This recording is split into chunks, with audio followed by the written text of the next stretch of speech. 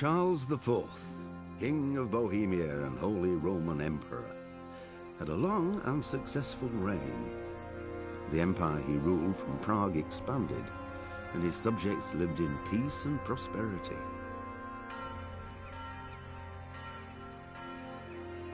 When the emperor died, the whole empire mourned. More than 7,000 people accompanied him on his last procession.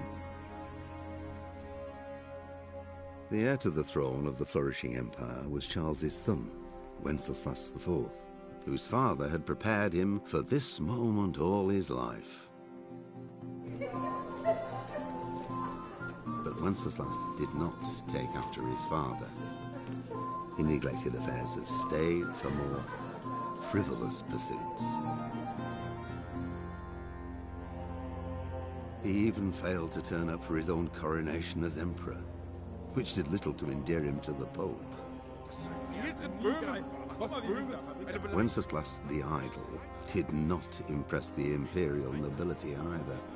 His difficulties mounted until the nobles, exasperated by the inaction of their ruler, turned for help to his half-brother, King Sigismund of Hungary. Sigismund decided on a radical solution. He kidnapped the king to force him to abdicate, then took advantage of the ensuing disorder to gain greater power for himself. He invaded Bohemia with a massive army and began pillaging the territories of the king's allies. It is here that my story begins.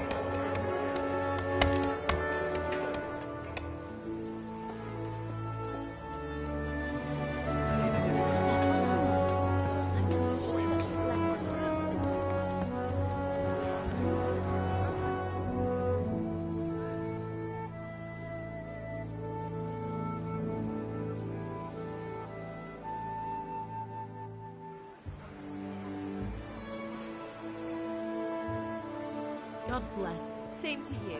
Today's a scorcher.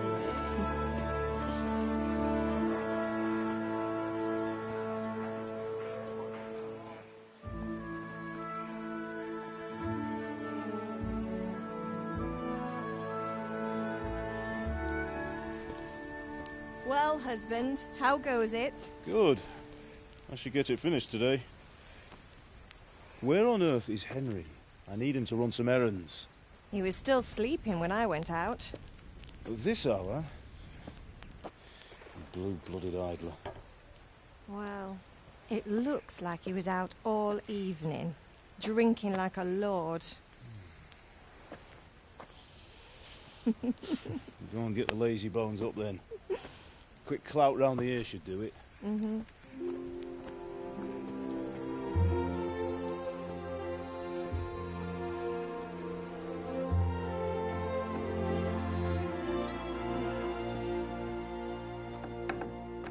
Henry! Get up now. There's work to be done. Mother. Get up or I'll come get you up, you slug of bed. Hear that? You'd better not vex him. Now get up quick. Your breakfast is on the table. Wait, what's this? Have you been... Oh, Henry.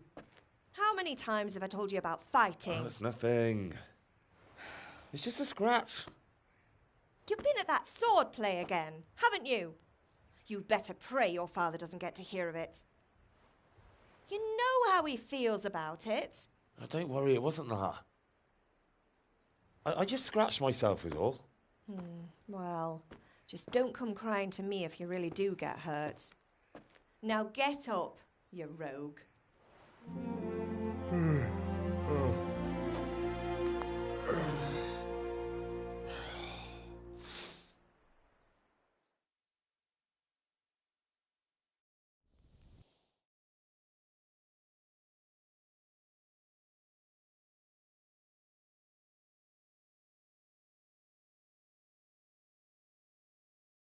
A fine state you're in this morning. What on earth did you get up to last night?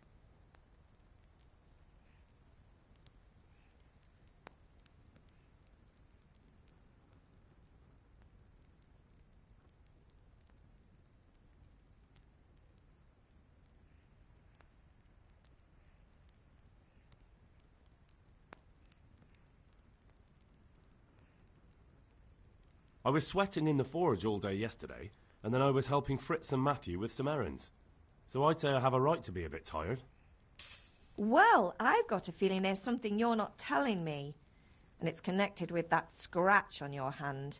And that suspicious-looking character with a sword who turned up in town recently.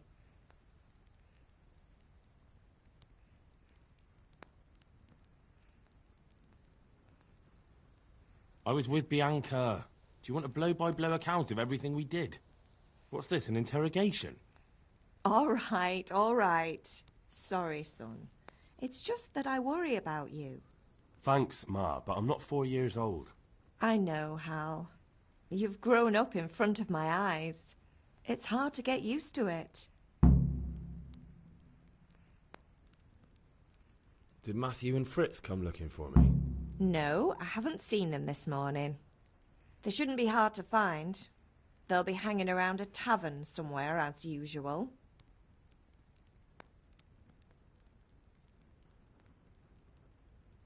That's unfair. Really? So where were you until the small hours last night? I was... with Bianca, of course.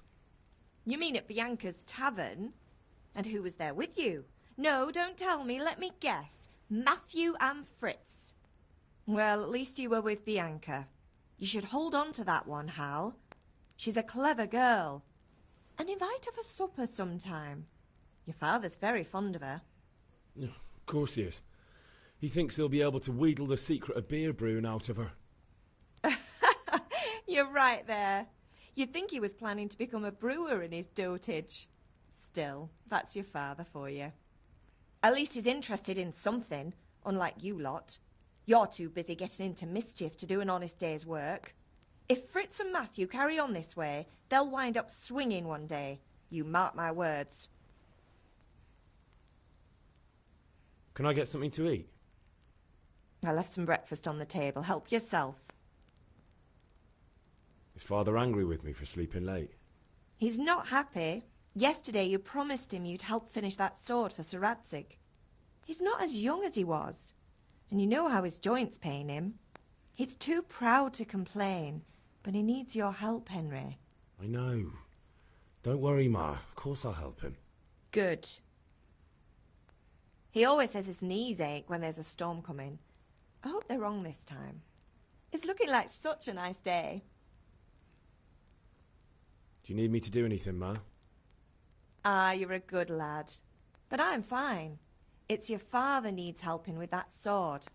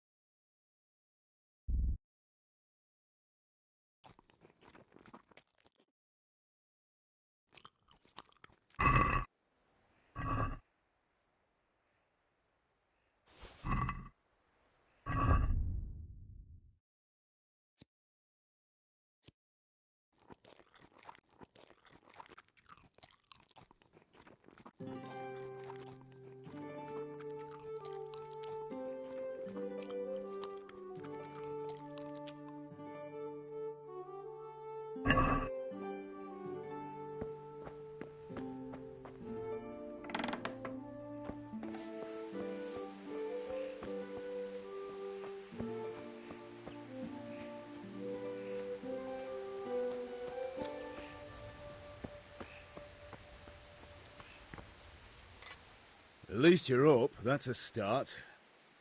Anyway, we've a lot of work to do today. I'm finishing the sword for Sir Radzig, and I need your help. With what? I'm running out of charcoal. Run to the market and buy a bag from the charcoal burner. I'll need some money then. Yeah, that's the other thing. Kunesh still owes me for an axe, a hammer, and the nails I sold him a month ago. Not to mention his debt from before. Go and tell him to pay up, at least for the axe and hammer, and then use the money to buy the charcoal. Kunesh? That drunkard? That'll be fun. Well, you're a big lad now. I'm sure you can manage. If not, tell him that next time I'll come myself and personally use that hammer to bang those nails into his arse. Sure I'll be happy to hear it. Is that all? Not quite. The Chamberlain at the castle has the cross-guard for Sir Radzig's sword, which I had engraved in Sasau. You want me to go and pick it up? All right. Money, charcoal, crossguard. Got it. And ale. Stop off at the tavern on your way home. I know you'll be going there anyway to see that girl of yours. But make sure the ale's still cool from the cellar when you get back. Her name is Bianca. Right, so make sure Bianca draws me a nice cool one. Run along now, work won't wait.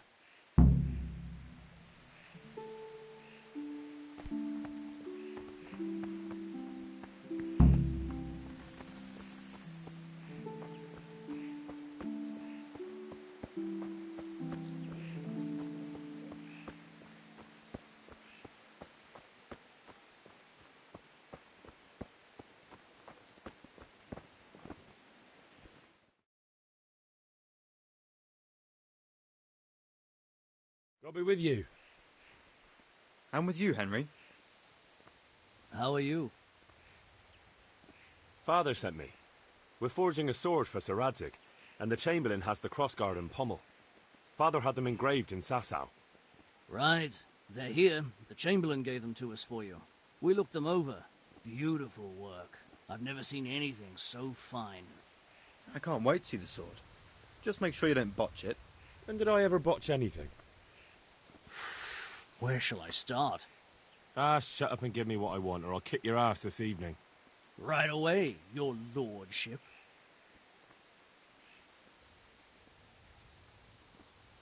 Magnificent. Shame I can't keep the sword for myself. Well, I better go if we're to get the job done by this evening. Godspeed. See you later in the tavern. You certainly will. After today's work, the ale might even be on me.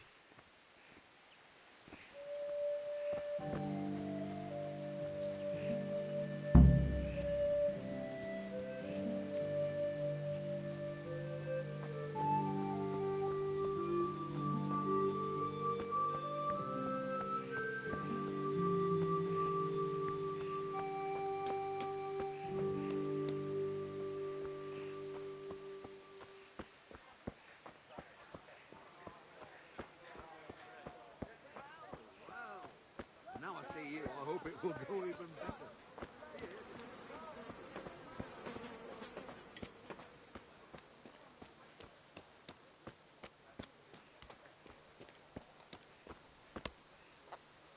God be with you, Kunesh.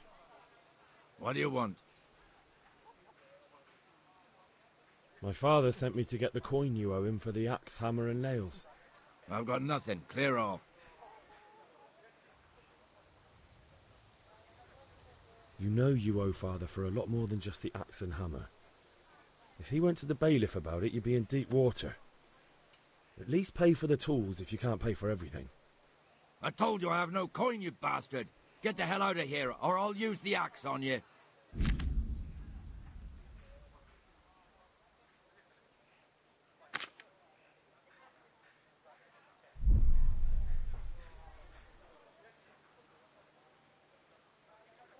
If that's the way you want it. I'll tell father you won't pay, and you can tell him what you told me. And don't come back.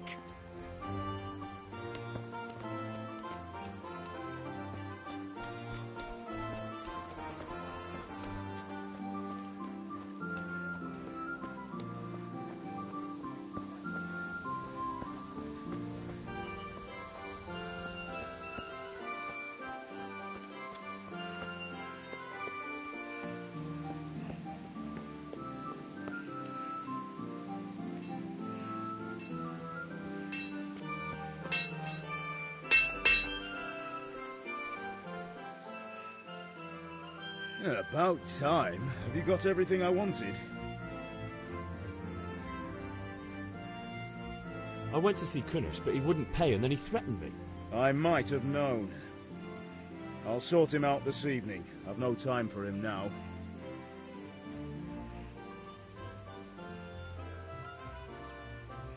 But without Kunesh's money, I can't buy those other things you wanted. Here's coin for the charcoal and the ale. I'll get it back from that mongrel this evening.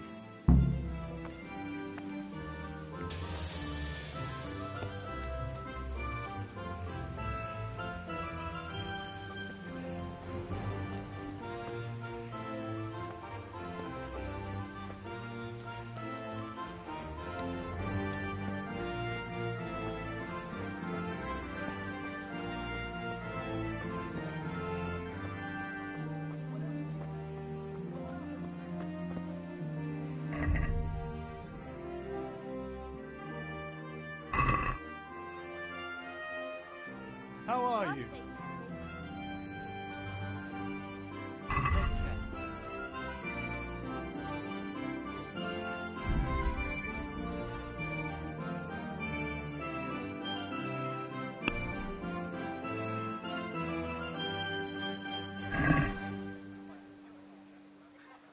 Let's have a word about the price.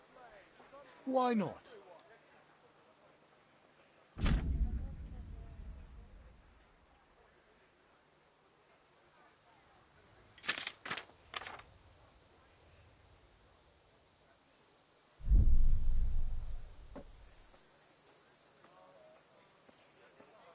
What do you say to this? Well, a little more and we'll call it a deal.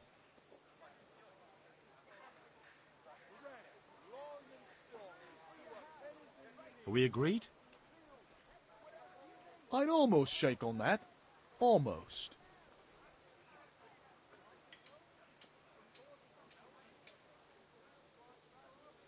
That's a sum I can live with.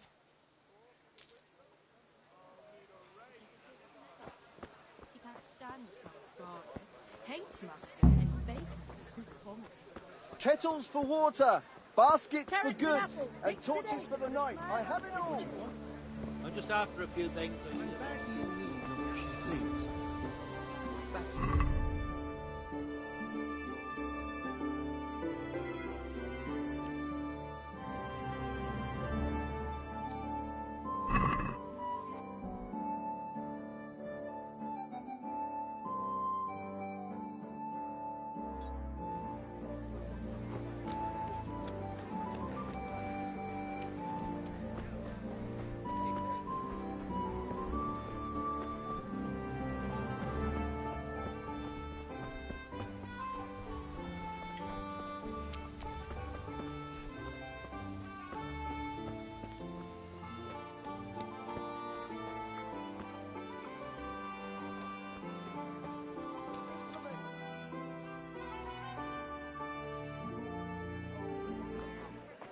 You can't be serious, Deutsch. Insulting our king. What insult? I say only the truth. Sigismund has done only what he had to. He had to abduct the king. He had to lure his cousin Prokop into a trap and imprison him. He had to invade with his army of Tatars and besiege Kuttenberg. Why not? What is this Wenceslas for a king? The empire is falling asunder in his hands. The German counts elected Ruprecht of the Palatinate as king because your Wenceslas would not go to their deeds even. German counts. Traitor. Now even the Pope God be with you, is Henry. opposed to your king. I'm with you, So Matthew. are such lords as What's going on here? Deutsch is spouting shit. What? Just listen and you'll hear for yourself. Someone has to bring order and reunite the empire. What do I care about the Austrians? And nowadays, not even the devil himself can keep up with all the popes. Which is the rightful pope? The one in Rome or the one in Avignon? Do not blaspheme, Alex. No, it's true, though. Wenceslas is the king of Bohemia. Bohemian nobles are on his side. To hell with Rosenberg and his cabal. Sir Radzik is Wenceslas' commander-in-chief. He stayed loyal to the king. And if he heard you talking like this, he would have you whipped like a dog. Your deed will soon have nothing left to rule. Jobst had to sell Luxembourg to help your king. South Bohemia is with Sigismund and don't forget about Kuttenberg, where Germans like you kissed Sigismund's feet to keep their heads. Yes, but... Goodman Deutsch, this is pointless. Let us talk of more pleasant things. My words exactly. Deutsch has gone too far. Wenceslas is our rightful king. Deutsch is an idiot. But what can you do? I might have an idea. Deutsch deserves to be taught a lesson. Doesn't he, Fritz? You're too high, Matthew. Should give him a proper hiding. Are you mad? Do you want to end up in the pillory? Don't listen to Fritz. I've got a better idea. Deutsch was talking such shit, it made me think of that huge parliament. You know, the one right next to his freshly whitewashed house. You think we should redecorate for him? Count me in. Well, I'd rather torch it, to be honest. But throwing some chairs will do. What do you say, Henry? But I was going to get ale for Father and a few other things. We're finishing Sir Radzig's sword. Come on. Throwing a few handfuls of manure is not going to take all day. And it's our duty to defend the honor of our king. So, Hal, are you with us?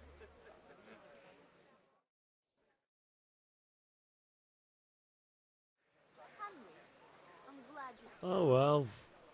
Father can wait a while. My words exactly. I knew you wouldn't miss out on all the fun. Let's go.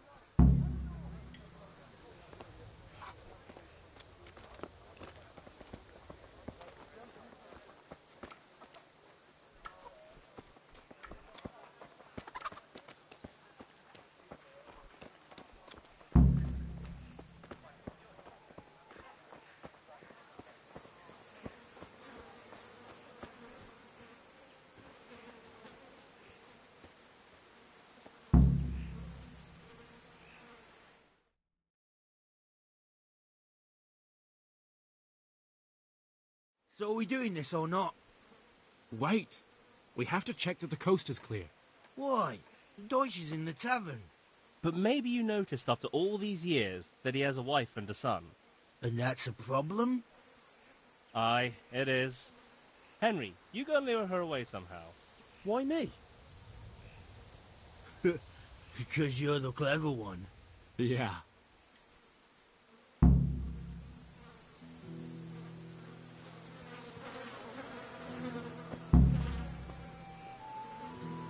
What do you want, lad? I just went by the tavern and your husband was in there talking nonsense. I thought someone should take him home before he gets himself in trouble. What sort of nonsense? Well, he kept saying that Sigismund was right and King Wenceslas is a drunkard, that sort of thing. Some people took exception, so I thought... God almighty, the fool. Next thing he'll start on about the popes. He might have mentioned the popes too. Thank you for telling me. I just hope I can catch him before he gets into another fight.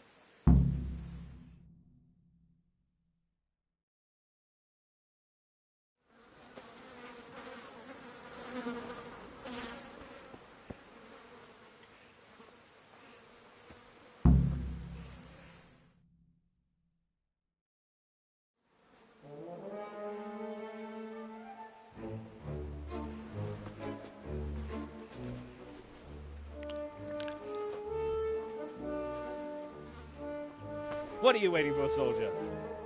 Fire the trebuchet! For king and country! For king and country, my ass. This is all good, clean, fun. Nearly as good as having that traitor in the pillory. Nearly. Now that would be sweet. That's for Sigismund! Woohoo! Eat shit, Deutsches. You bastards! What the fuck do you think you're doing? Hey, Hans, can't you see? We're decorating your house for you.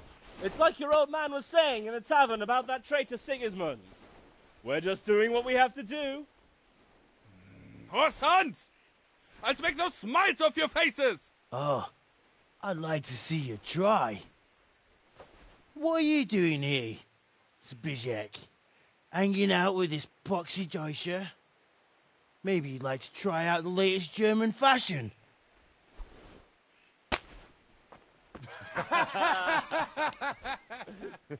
Fuck her! I'll make you pay for that.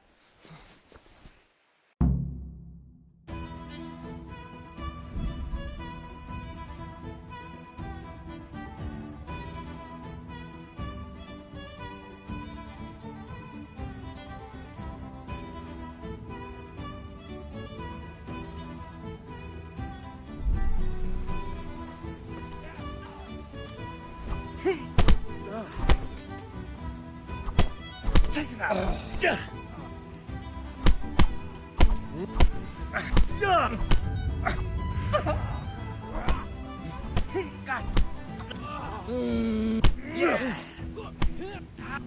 I'll slay you for that.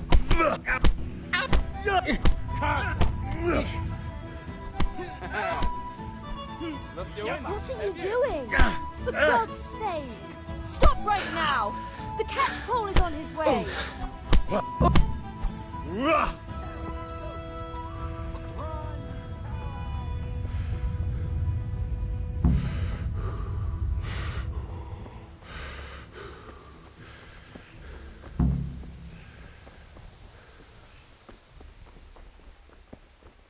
Henry, I'm glad you came.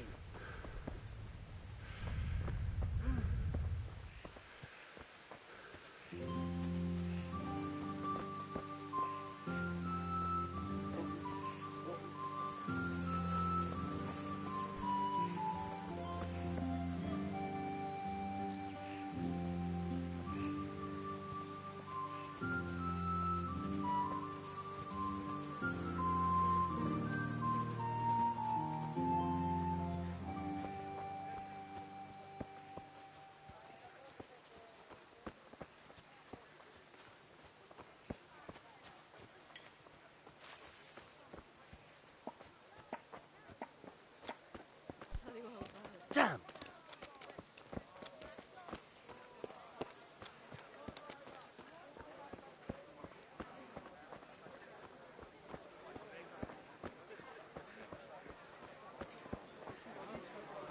Kettles for water. Fancy for some of my apple trees. Vegetables! Fresh vegetables! Look now! Aren't they lovely?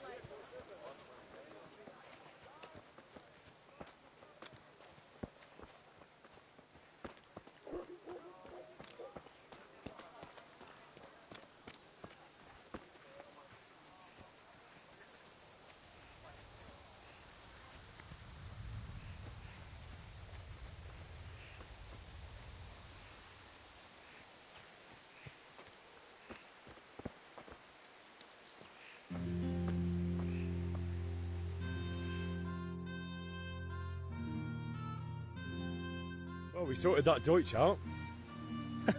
That was pretty close, eh?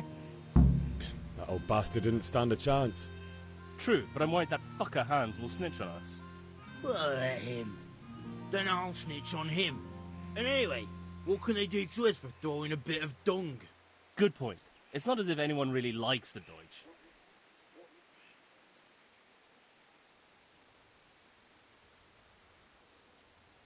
Anyway, nice job at the Deutsches. Never a dull moment with you lot.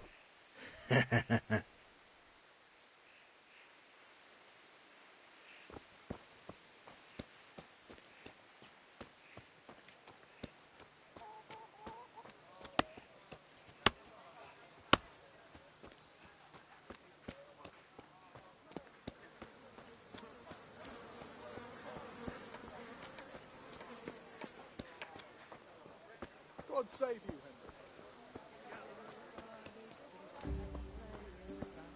Henry. Linen fabric, dyed and made. Hail to the hero! Have you recovered from yesterday's great wound? That was nothing.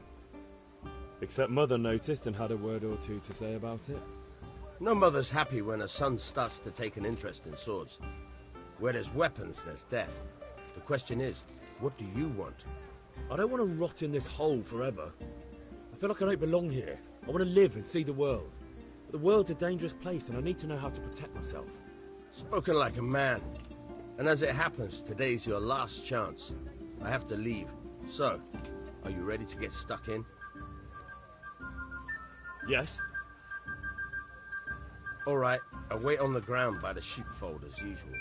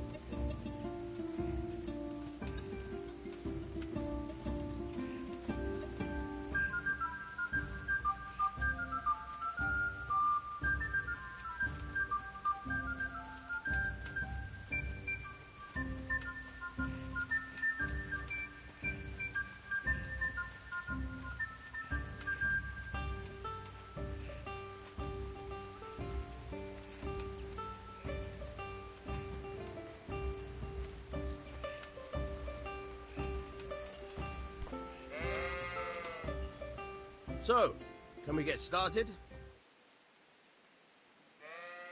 We can. Good. And since today's the last time we'll be seeing each other, you can show me everything I've taught you so far.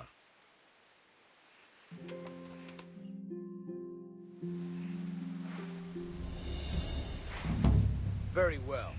Let's start with the basics. Keep moving. Your life depends on it.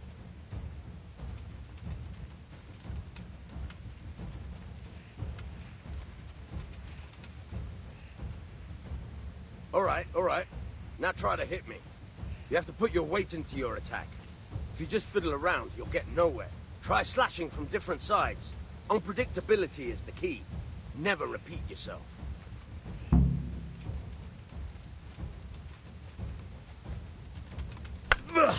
Nice. Good. Once again.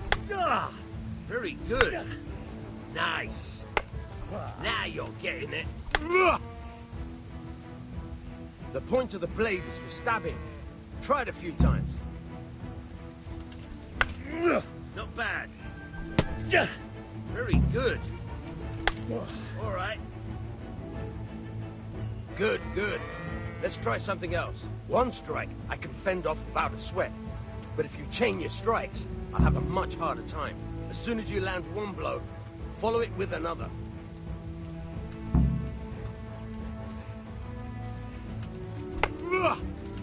Fine.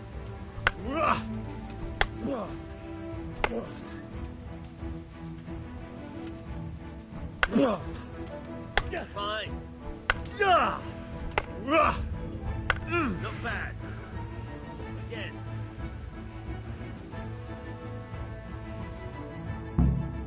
All right. That's enough. I don't know about you, but I'm tired and thirsty. Remember, though, train hard. No one becomes a master swordsman overnight. You have to work and work. And the main thing is to use what you've learned in real combat. There's nothing better than experience, believe me.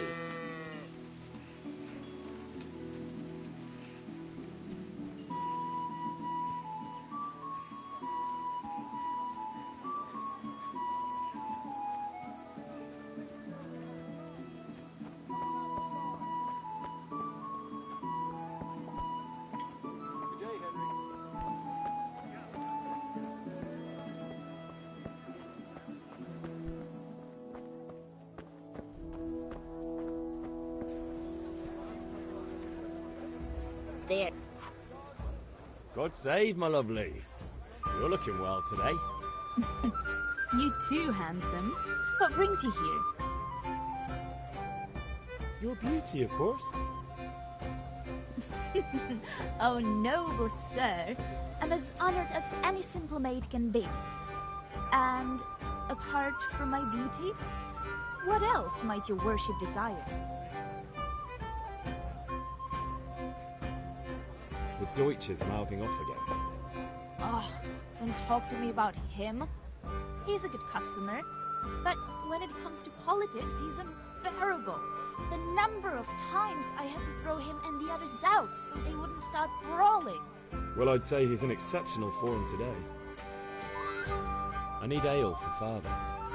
A pitcher as usual? Aye. Bring me a cool one from the cellar. But of course.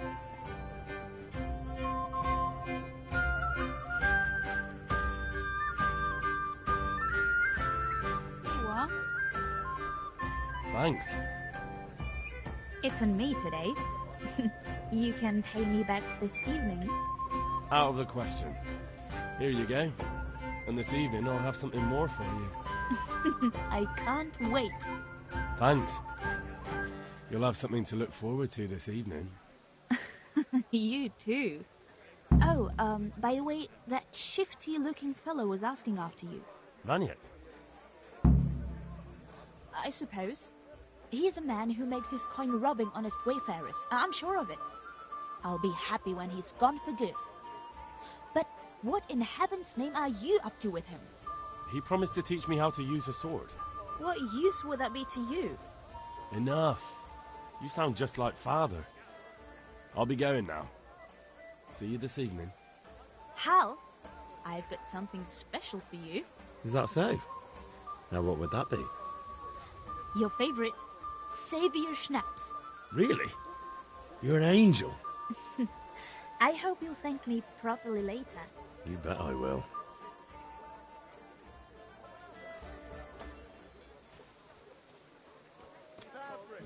Red, buttons, laces. Come, people, come.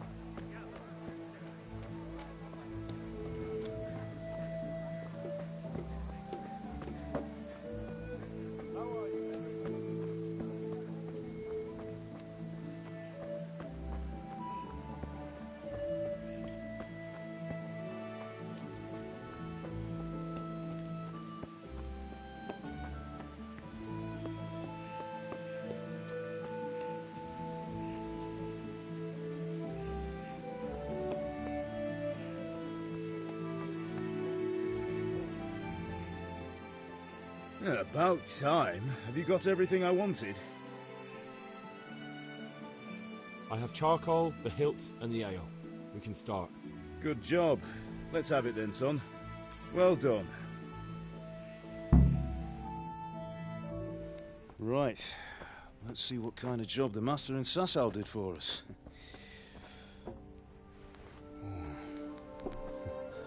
Look at that, lad. Well, that's what I call craftsmanship. What does the inscription mean? Damned if I know. Doesn't look like Czech to me. Latin, maybe? Lord Radzig ordered it. Oh, this will be the finest sword I've ever made. Have you got the charcoal?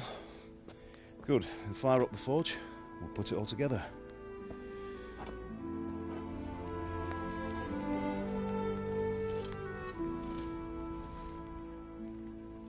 By the way, someone paid me a call. I reckon you might know what it was about. I'm not sure. Really? Because I'm pretty sure you and your friends threw dung at Deutsch's freshly whitewashed house. He was here with the catchpole earlier, and it was not a friendly visit. What got into you, Hal? That Deutsch was talking treason in the tavern about Sigismund and the king. He got what he deserved. Got what he deserved, did he? You can go and clean up the mess you made and apologise to him. I have a trade to run. The German pays well, and having my son in the pillory helps nothing and nobody, least of all the king. You understand? Yes. Look me in the eye, Henry. Do you understand? I understand. Good. And we'll never have this conversation again. So you think it's right to let traitors speak ill of our king? The boy gets caught making a fool of himself, and he still hasn't learned his lesson. So Deutsch spouts rubbish and what? You turn into a common thug. You might win a fight with violence, but you'll never win an argument. Remember, Henry, if you want to convince someone that they're wrong, try using your mouth and not your fists.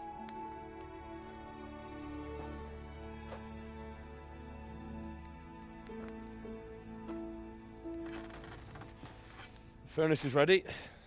Right, we'll do the grip.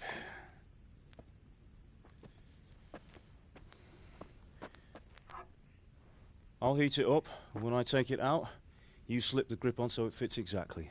You know what you're doing.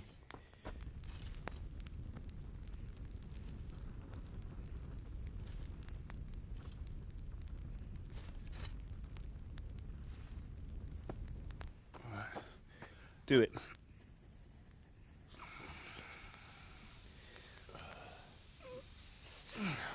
Good. Once more.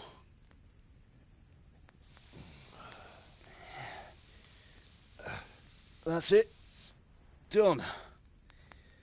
Now file it down so it sits well in the hand. I'll prepare the guard.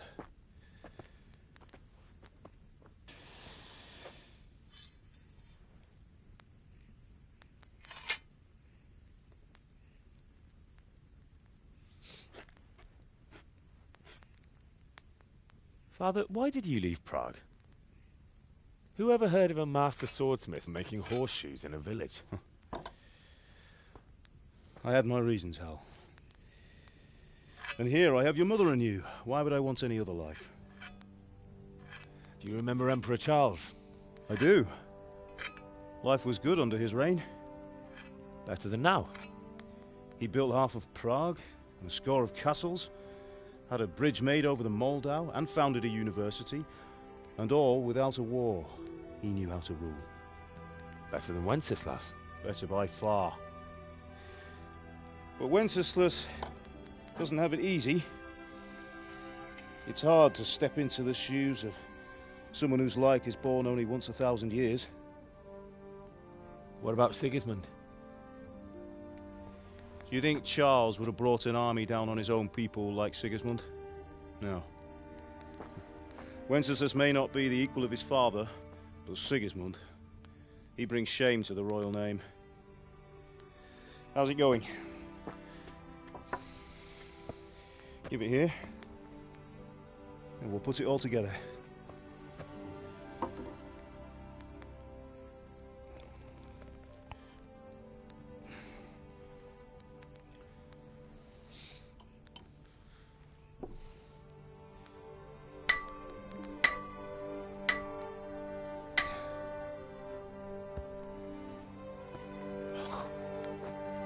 It's magnificent.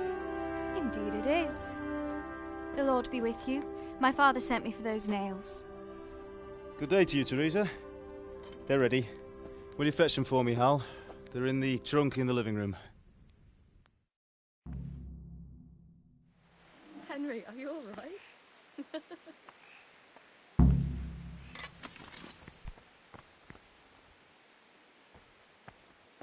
That will do. Go and Here get are those nails you nails. wanted.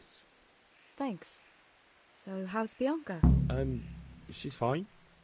Why do you ask? Just wondering, will you be going to the dance this evening? We will. Maybe we'll see each other there. Anyway, mustn't keep you. I'll be on my way. That sword is truly beautiful.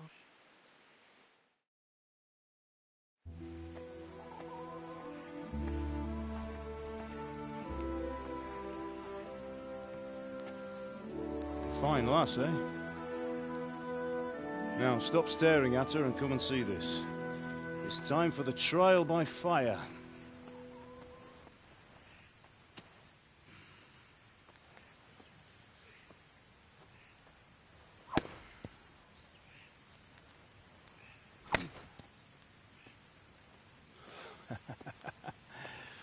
We did a fine job. I would expect nothing less from such a renowned swordsmith. Well, those days are gone, sir. You haven't lost your skills, though.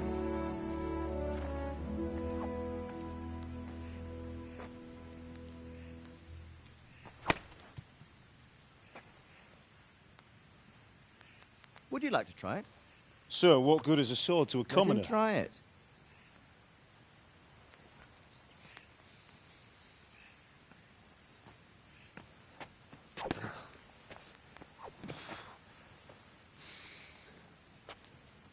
You still have a lot to learn.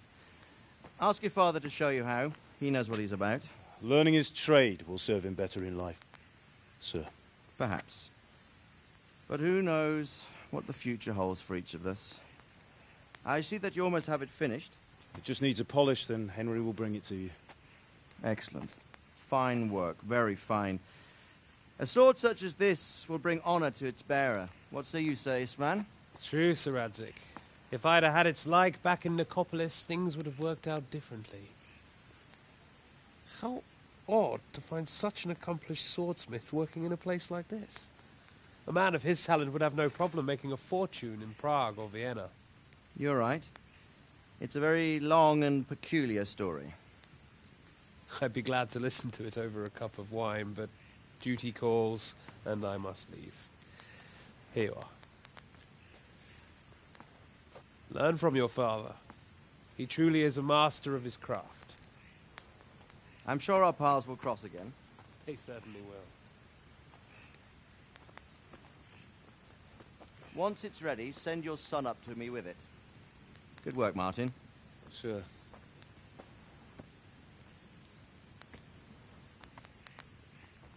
It's been an honor, says Svan. Have a safe journey to Sasau. The honor is mine, Sir Radzig.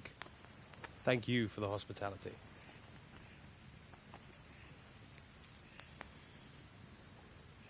A long, peculiar history. That was a long time ago. I might tell you about it sometime, but not today. Will you teach me how to use it like Sir Radzig said? Why? Well, it could come in useful. Maybe I'll travel a bit before settling down. I'd like to know more than the tavern on the green and the forge. You know the trouble with an adventurous life, son? It can end before it gets started. I might teach you how to handle a sword, and then someone will shoot you with a crossbow as soon as you set foot outside the house. You talk as if you've seen it happen. A man my age has seen a lot.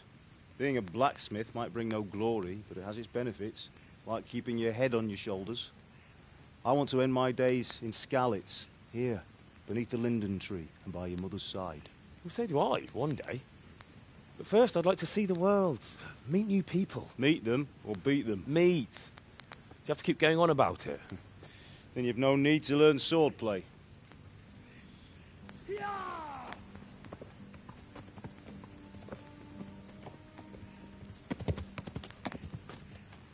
A messenger.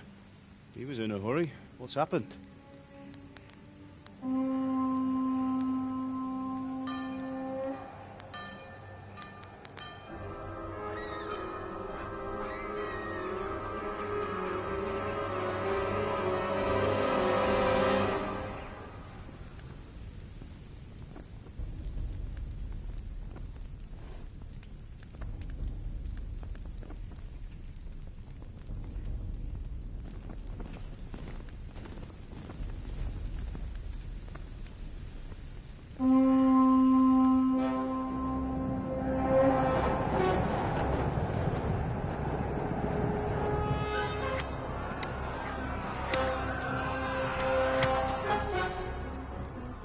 Listen to me, Hal. Listen carefully. Take the sword, go into the house, and grab anything else important from the trunk. Go to the castle. Hurry. What about you?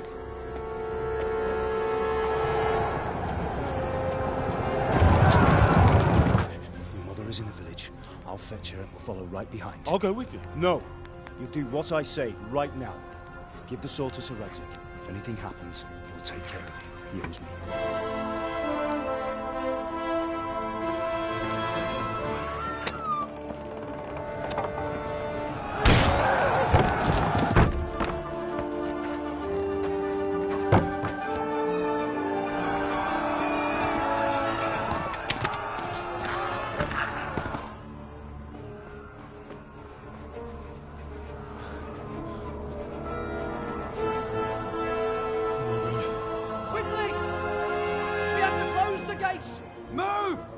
Closing! Move it, people!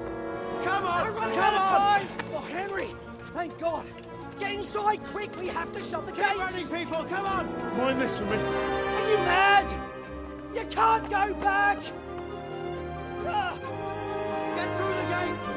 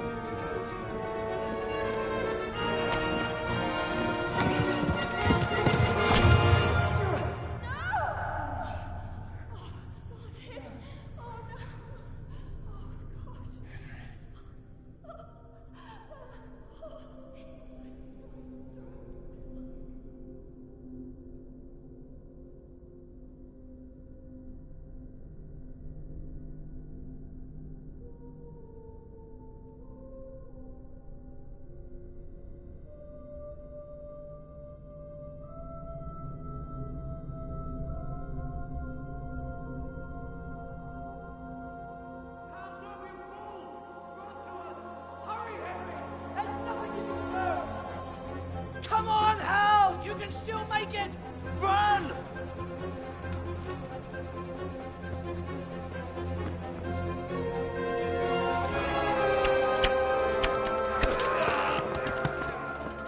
Find a horse! Ride to Talmberg! Tell them what's coming! Warn them! Run by the moat! There's a path down there! Jump down from the wall and flee!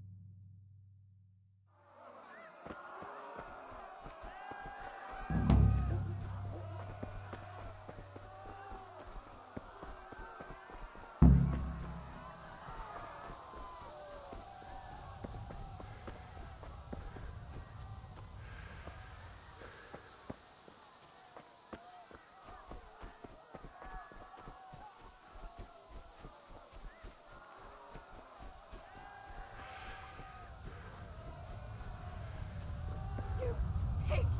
Don't touch me, or I'll kill you!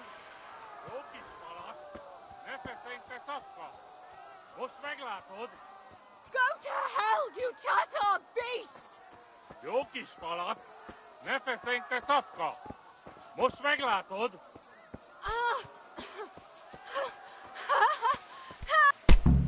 A picsába, mi ez? Nyírjátok ki a fattyút!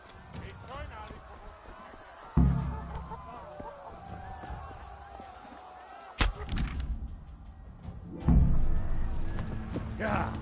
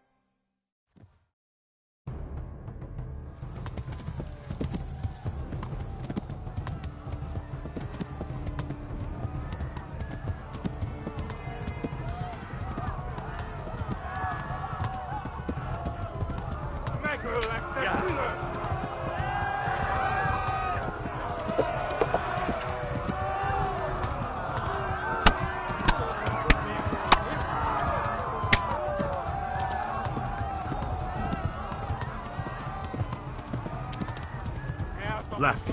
Talmberg is to the left, along the stream.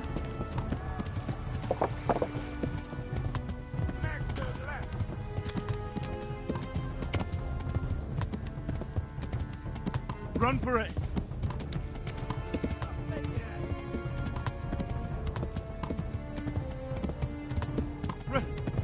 Run for it!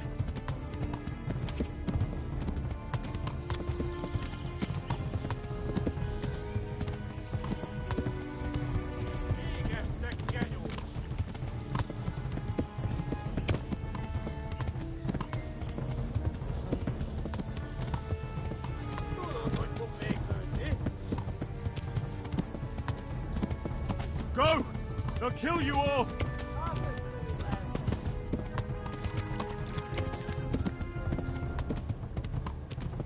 Flee! To Talmberg!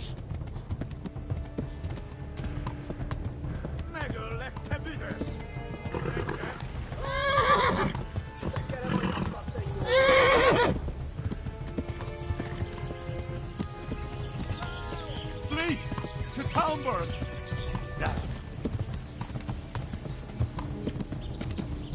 Eltaposnak, mint egy tetve! Na gyere, te Gani! A pokolban végzed!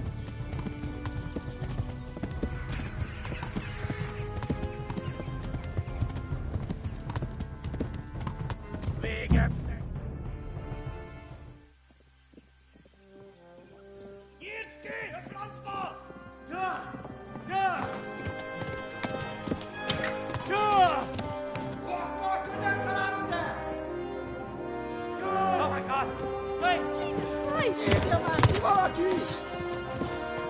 Help! Skeleton's been attacked! Do something! Help! Quickly, everyone! Get your asses here! Hey! And loose! Hanyo! Who's in there? They're turning tail!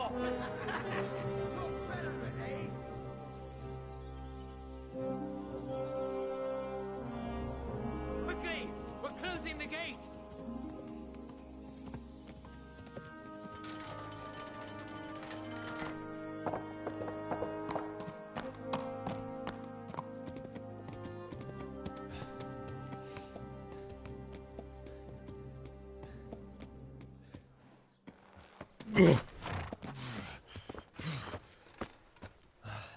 Someone give him a drink. And bring hot wine and bandages.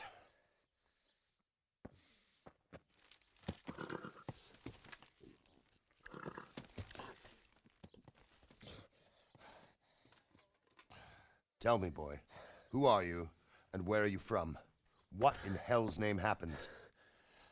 I've come from Skalitz. They burned it to the ground. Slaughtered everyone. Who? Who burned it to the ground? A huge army. They attacked without warning. And they weren't Czechs or Germans either. Who then? I don't know. I've never seen armor like it or heard their language.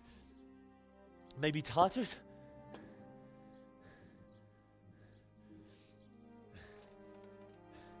Tartars, you say? Yeah.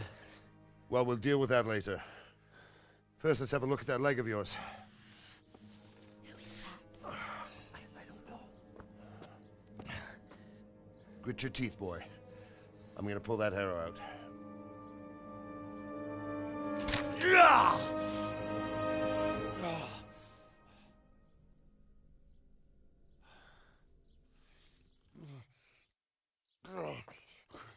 Easy.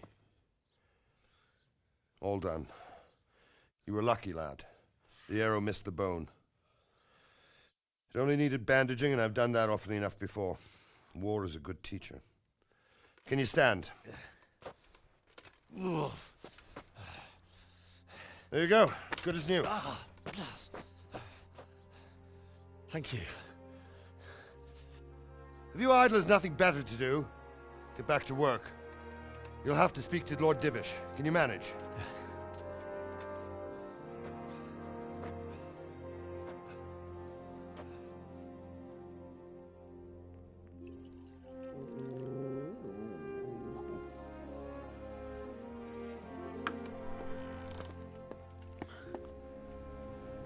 Sir, this is a survivor from... I heard, Robard. Tell me, boy, what exactly happened? Did you see the ensigns of the attackers? And were there any more survivors? So, I don't know what army it was, but it was huge. There were dozens of banners flying on the hill above Skalitz. The ones who did the slaughtering spoke a strange language. They burned Skalitz to the ground. But a lot of people took refuge in the castle. I wasn't quick enough. And as I fled, they shouted from the battlements that I should come and warn you. The soldiers the boy didn't recognize. They could be those Cumans of Sigismund's. It said they came to Hungary from the east, and now they're the core of his army. Sacking Gutenberg must have given him a taste for stolen silver. Skalitz is a small castle, sir. If Sigismund attacks, they can't hold. Indeed, Sir Robard. And our small garrison would be no help, even if we could risk sending them. You think we're next in line? Maybe. What's your name, boy? I'm Henry, son of the Skalitz blacksmith. I know him. Did he make it inside the castle? I'm sorry. It's in God's hands now. No one else can help us. Anyway, thank you for risking your neck to warn us. Robard, take care of Henry. Make sure he gets something to eat and some rest. Yes, sir. And get all the people inside the gates We have to prepare for the worst. Make all the necessary arrangements. As you command, sir.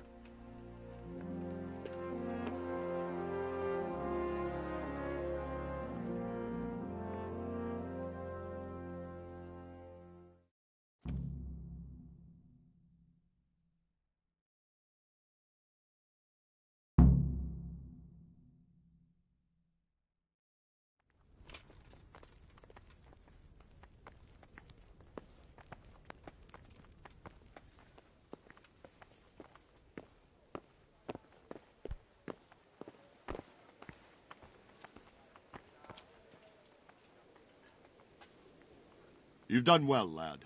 I'm sorry for your loss. You must be all done in. Why don't you go to the kitchen and have a good meal? Sorrow is easier to bear on a full stomach. I heard about your father.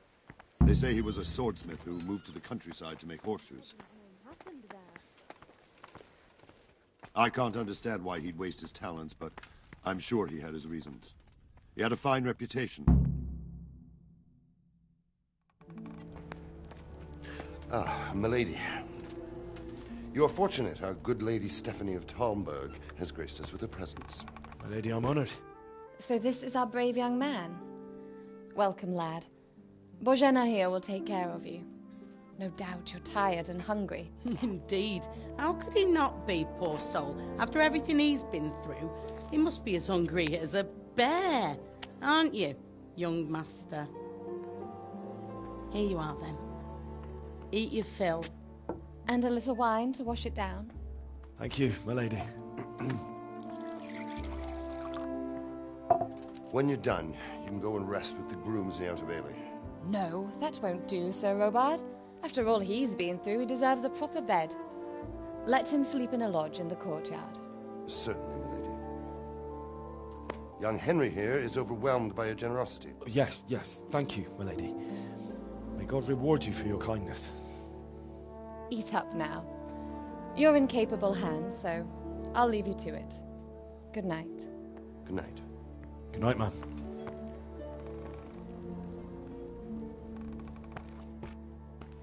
When you've done, you can sleep in the bedchamber of the courtyard lodge. And don't forget to take off those filthy boots before getting into bed.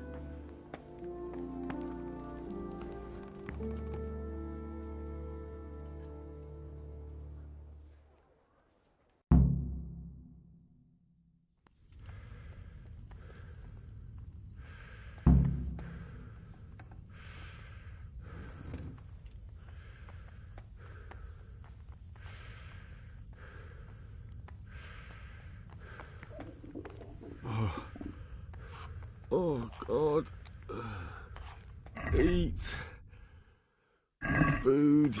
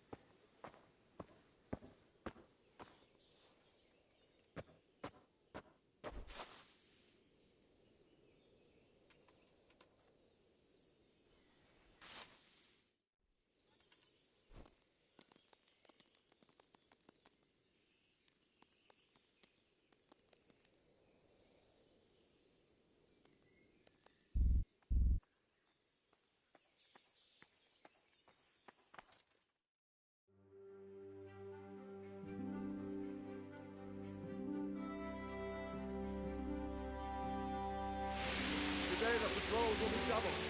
Keep your eyes peeled. If you see anything out of the ordinary, report it immediately. Understood? Yes, sir.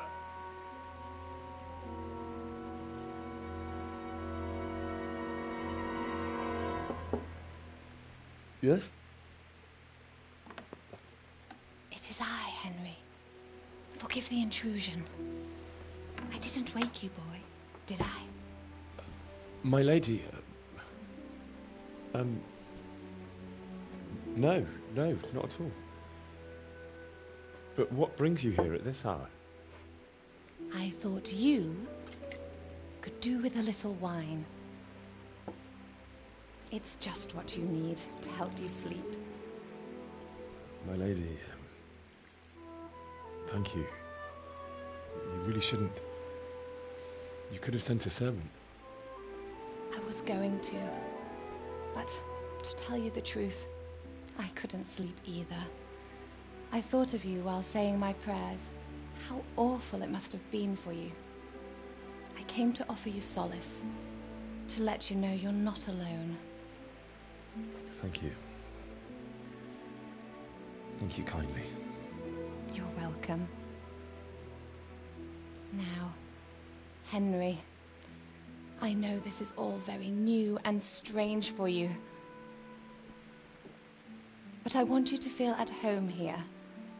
You're not to worry about anything except getting better. God knows you've been through a terrible ordeal. I know what it is to be left alone in the world, although your loss is much greater. But with God's help, the pain will ease in time. And it can help to talk about it, if you feel like it.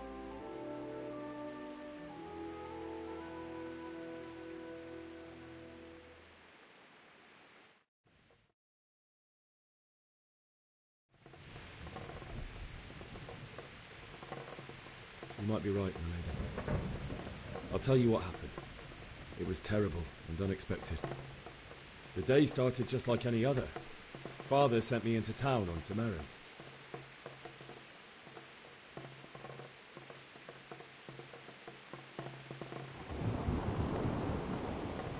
I went to the tavern to buy ale for Father. I know it's a job for a groom, but I didn't mind, because my girl Bianca worked there. I courted her a while and we agreed to meet in the evening, but our meeting was never to happen. Oh, dear boy.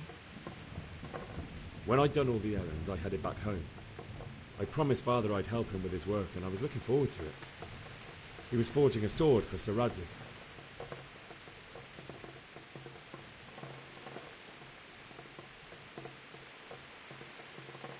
The sword was taking shape when Sir Radzig himself came to have a look at it. He praised Father's work and said that with his smithing skills, he could easily make a living in Prague or Vienna. You don't say.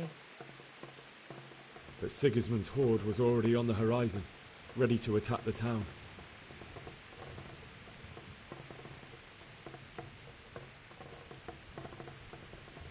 A horde of soldiers was amassed. Pennants flapped in the wind, the armour glinted in the sunlight, and the horses whinnied impatiently. They were waiting for Sigismund to give the command to attack. How awful. And then death descended on Skalitz.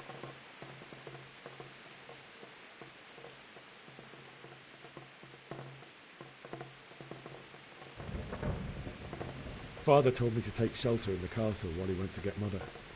She was stranded in the town, surrounded by Sigismund's butchers. And then I saw him knocking down one human after another.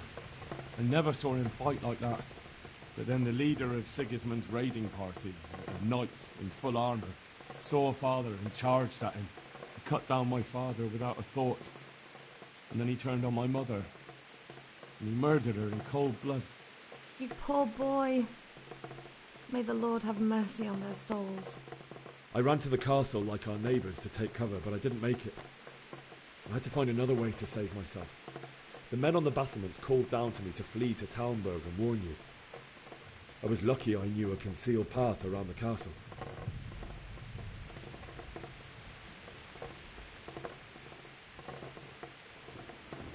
I ran as if my life depended on it, which it did. But my guardian angel watched over me and I made it to the mill below the castle. It's as well you did. The Lord be praised. Then I heard a scream. It was Teresa, the mill wench. She'd been caught by a gang of Cuman savages who planned to violate her. I had Sir Radzig's sword, and even though there were several of them and they were better armed, I had to try and save her. I wanted there to be at least one person I'd helped. And I succeeded, even though it almost cost me my life.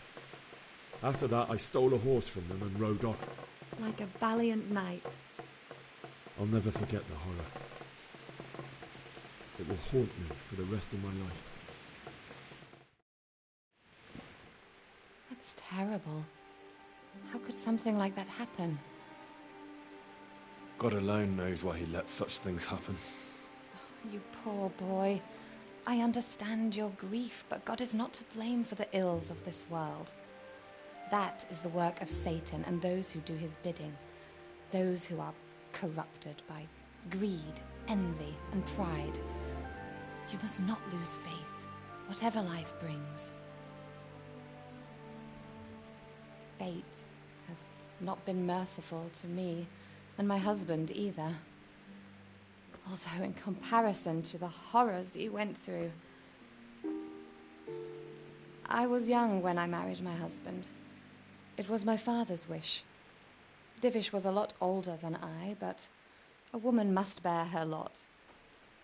Shortly after our marriage, before I even got a look at Talmberg, the castle was stormed and my husband was imprisoned. Really? My husband had some quarrel with Sir Havel Medek of Valdek, who decided to resolve it by force. He stormed the castle, burned down the village of Pribyslavitz, and killed many of our men, even the old chamberlain. He imprisoned my husband in the castle and put his own garrison there. That's awful. I was barely 18 years old, and all of a sudden, I was left alone with Sir Robert. We didn't know what to do. We went to Prague to appeal to the king and sought help from Divish's friends, but all to no avail. We tried for years, but it seemed I was destined to be left alone and my husband to rot in jail in his own castle. Years, you say? 7 years. That's how long it took before Havel was condemned as an enemy of the crown. And even then, he refused to surrender the castle and release my husband. In the end, I raised the money to pay a ransom, and only then, by the grace of Lord Jesus, did I finally lay eyes on my husband once more. 7 years? And was Havel punished for it? Never. And after 7 years, my husband returned to me an infirm old man. Sir Divish seems like a good, strong man. Certainly, only he has many concerns. He had to rebuild Talmberg. After he was released, the king appointed him Burgrave of Prague Castle, and he was very busy. He had no time for me at all. But at least we were in the city, and there was something going on. And now, we're here. My lady, you're still young and beautiful. Your best years are still ahead of you. Would that were true, lad. Would it were true.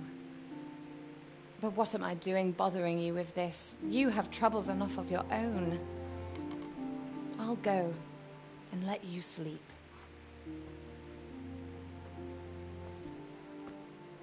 I enjoyed our little talk, Henry. Good night, and God bless. Good night, my lady.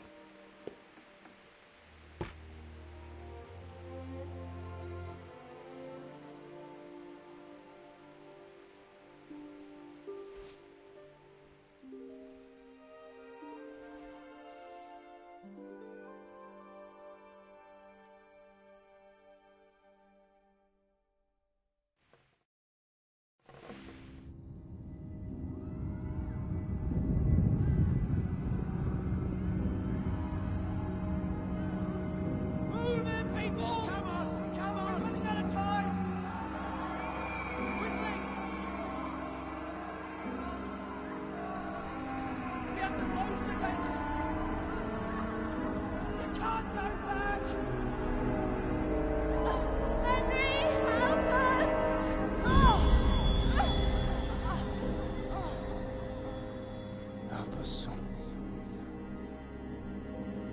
Don't be a coward.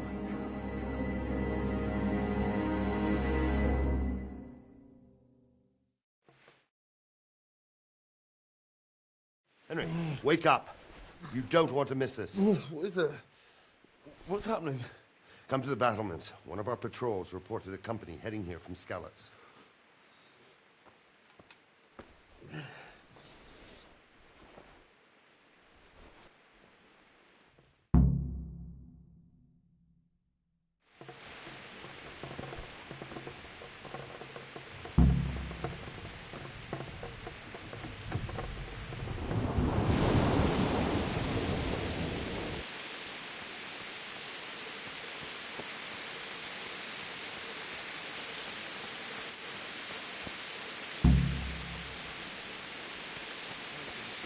Sigismund's hired himself a mob of foreign mercenaries.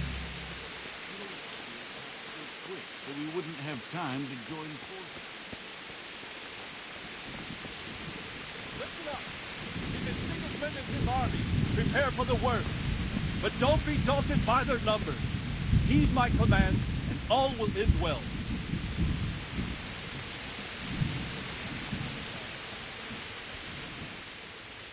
What's going on? I don't know. It doesn't make sense. Why would Sigismund advance on Talmud in the night? Especially since he's lost the element of surprise after the raid on Skalitz. Maybe it's not him. Then who is it? The scouts Divish sent to Skalitz to spy on Sigismund said he'd set up camp and was getting ready to storm the castle. And so Radzig is an experienced soldier. He'd surely hold the castle for quite some time. It doesn't make sense. What else did the spies see? Not much of anything.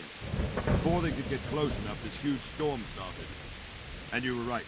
Sigismund has a hell of a lot of soldiers, including all manner of mercenaries. An army like that costs a fortune. Well, anyway, we'll find out when they get here, won't we? Aye, we will. May the Lord watch over you.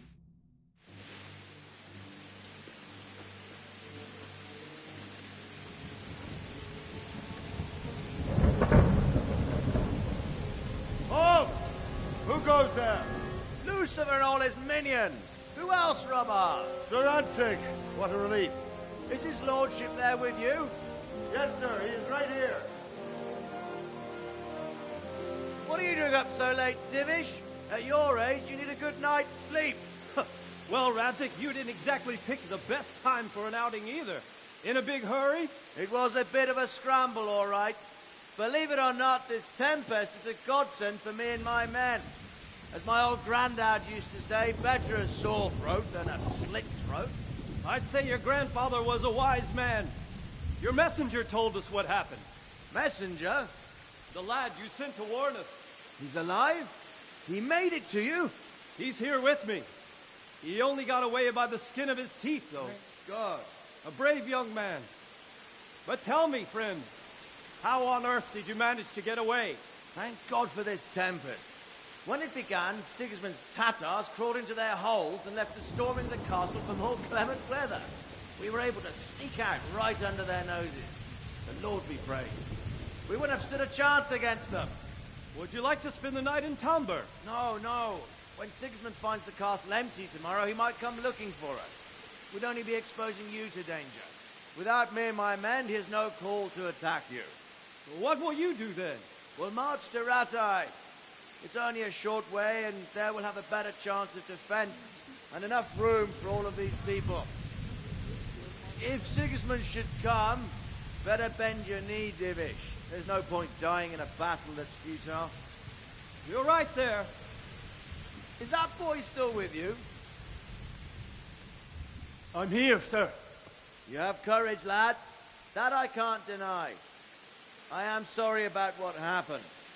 Would you care to join us? I'd like to, sir, but first I have to return to Skalitz. Are you mad? What do you want there? I can't leave my mother and father.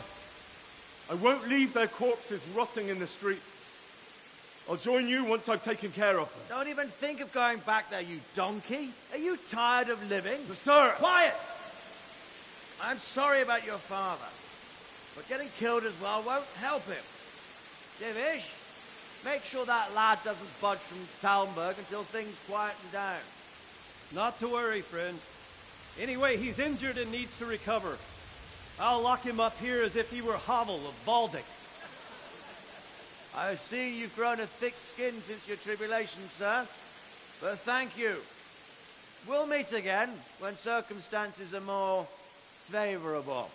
Farewell. Farewell, friend, and good fortune. Give my regards to Sir Hanush. I will. And good luck to you and your people, too. These are dark times. Move out! Anywhere, people! Move out! Don't be a soul mate right there now!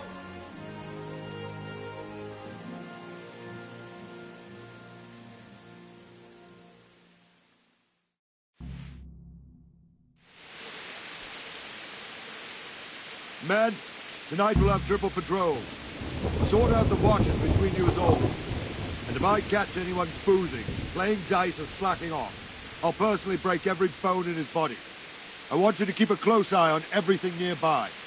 Sigismund will surely have sent spies, and likely men as well, to follow the Skalitz people now he knows they've fled. Keep your eyes peeled, and report everything to me at once. Understood?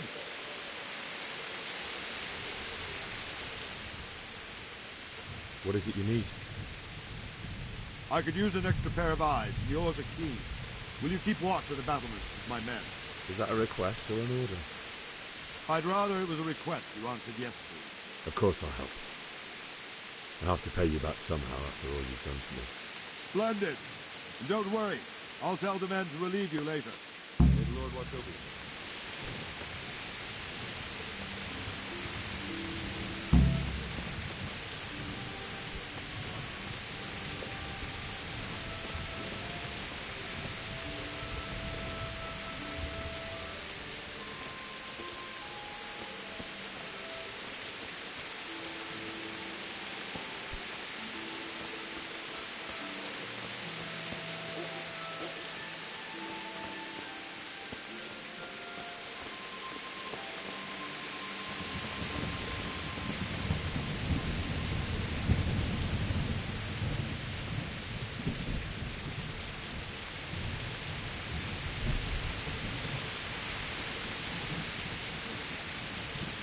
Wandering around like a stray sheep.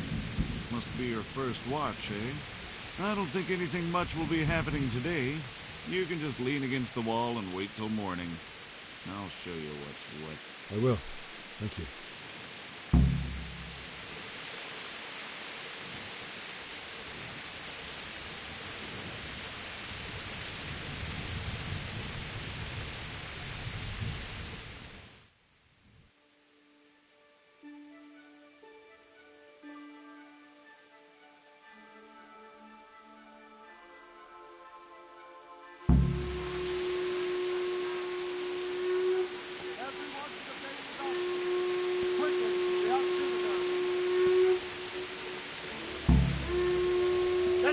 Let's go! Move it! Quick! Go! Go!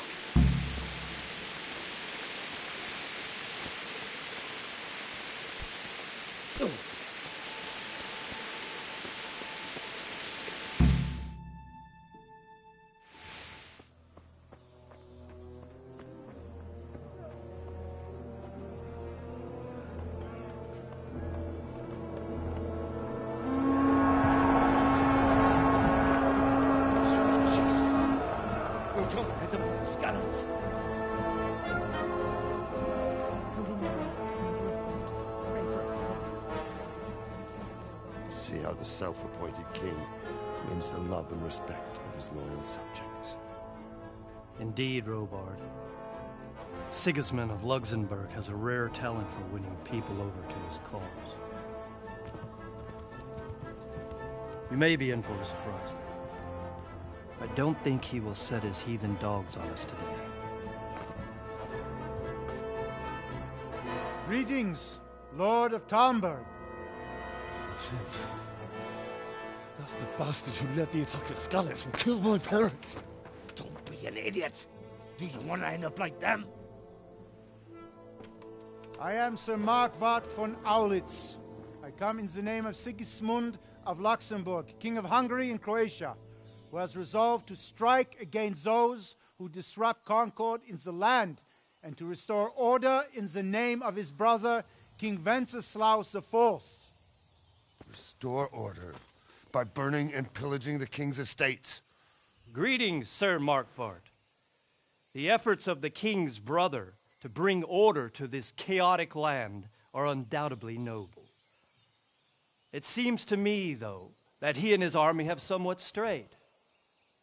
As Burgrave of Prague Castle, I am entirely beholden to the king, and here in Talmberg divine peace reigned until your arrival. To what then do we owe the honor of your visit? Yesterday, His Majesty took action against the enemy of the kingdom, Sir Radzig Kobyla, who has been using the silver from the Skalitz mine to fund insurrection against the crown.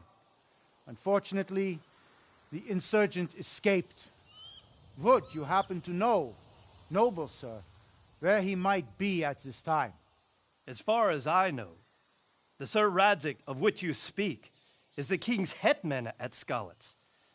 I find it hard to imagine that he would rebel against our king. Nevertheless, I can assure you that Sir Radzig is not at Talmberg.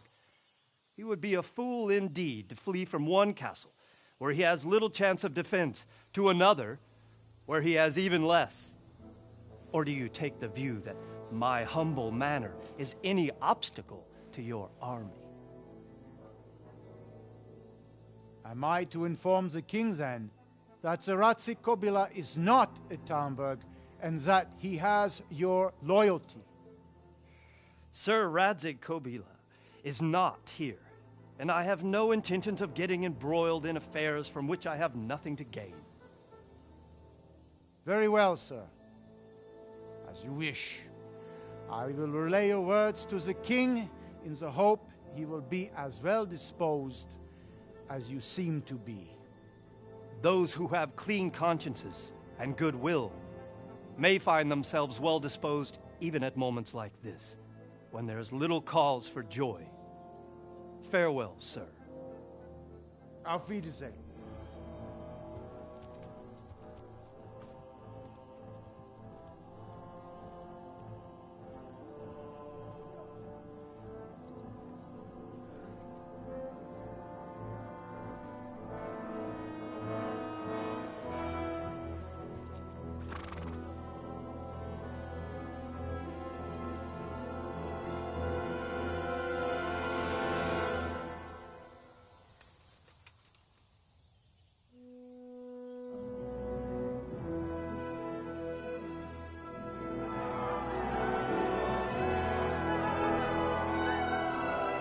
My lord, you have my utmost admiration.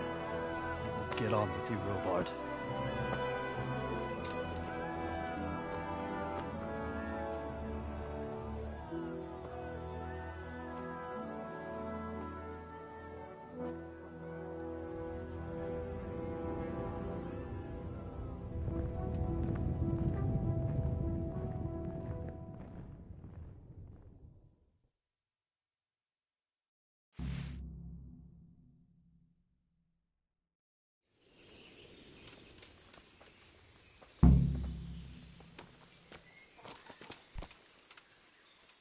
My respects to you.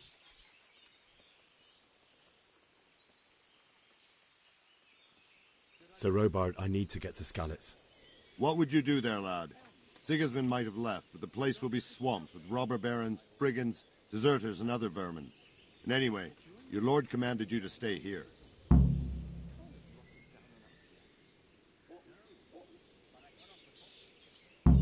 Sir Robard, my parents died there.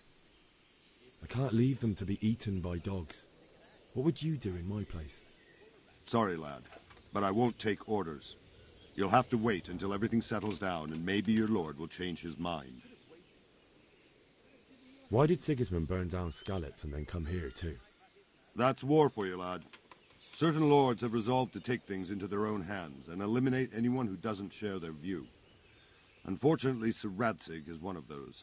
And what's more, he was sitting on a pile of silver that could help King Wenceslaus's allies. What happened in Kuttenberg? Gutenberg, well, I'm just a simple soldier, but the good Lord gave me ears, and I've heard some things from Sir Divish and from those who fled from Sigismund's pillaging. Were there many? Indeed, but it was the Kuttenberg mercenaries who came to see me, because I knew them from before. I see. Listen, lad, these are all games of the high aristocracy. In Prague, a cabal of nobles rebelled against King Wenceslas, wealthy aristocrats who took against our king for reasons of their own. There's no doubt Sigismund had his fingers in the whole affair, him and Wenceslas's cousin, Jobst. And that cabal helped him abduct the king. So then why did Sigismund attack Kuttenberg? Why do you think?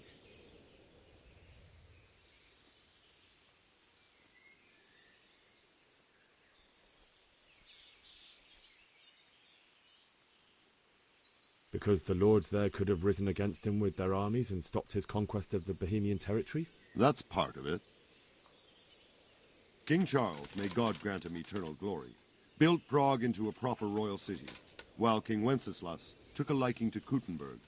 After Prague, it's the most important city in Bohemia, in the entire Holy Roman Empire. He who commands the Kuttenberg silver is king. So Kuttenberg sided with Wenceslas because he favoured it? Now you're starting to understand.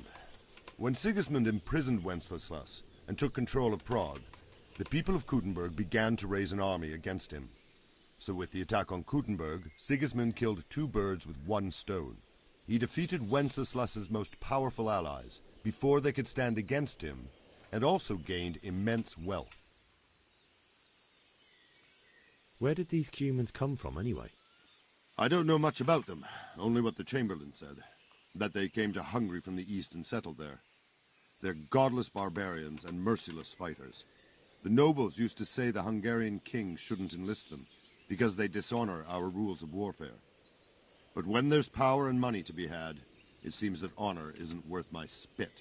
And believe me, it's always about power and money. Take care now.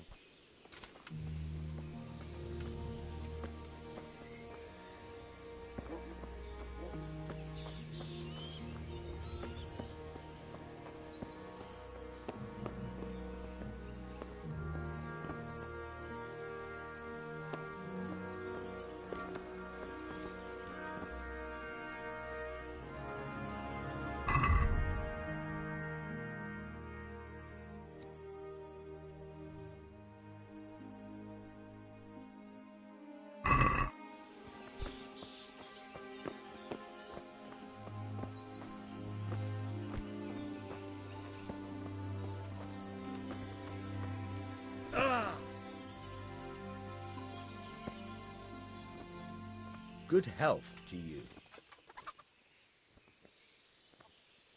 I need to get out of here. And I need a feather bed with a comely wench in it. But it looks like we'll both be disappointed.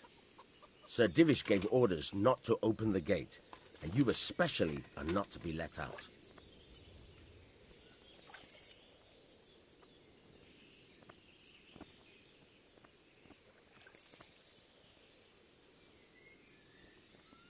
Let me out, I say. Don't you know who I am? Someone who's about to lose his teeth if he doesn't get lost quick? My mother and father were left in Skalitz like carrion. I have to bury them. I can't leave them to the dogs. I'm sorry, my friend, but I can't. You'll have to persuade Sir Robard, or think something up so I don't end up in the shit for it. Otherwise, forget it. What am I supposed to think up? How should I know? Maybe some disguise so I can say I didn't recognize you? If a Talmberg soldier turns up, all kitted out properly, in armor and a helmet, then of course I let him go. That's obvious. All right, I'll have a look around for something. Is there someone here who trades in goods? Hungry, are you? You should go and see the cook. She's good-hearted, especially if you come with some coin. For anything else, you should see a fellow called Votava. Folk aren't too fond of him, because he's as surly as a wet cat. But he can get you just about anything. I saw him by the granary. You'll recognize him easy. He looks like he's never had a decent meal in his life. That business with Sigismund turned out well in the end, didn't it? Aye, that was a good start. Now we need to drive him and his war whores out of Bohemia for good.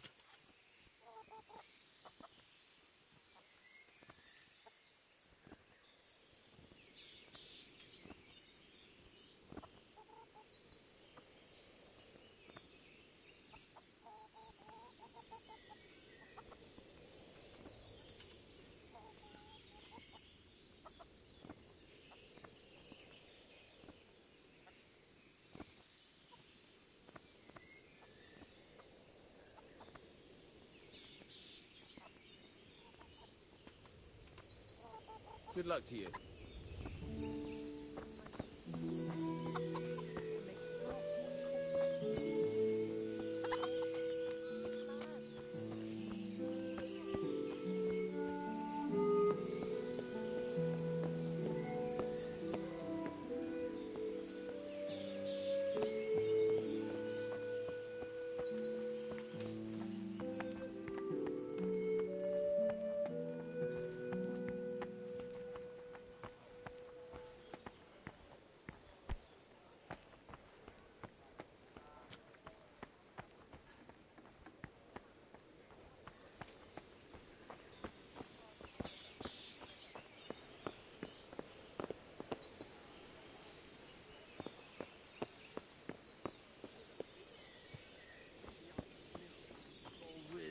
Charcoal burners.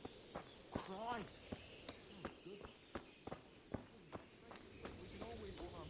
Shelter here at the castle. Anyway, you said yourself you don't believe a word, Jonas. Stop working with You're that geezer of a woman. Who knows what she is? For all anyone knows, she might be a wild woman for wit. Good health to you. Can we trade? If you've got the coin. Take care now.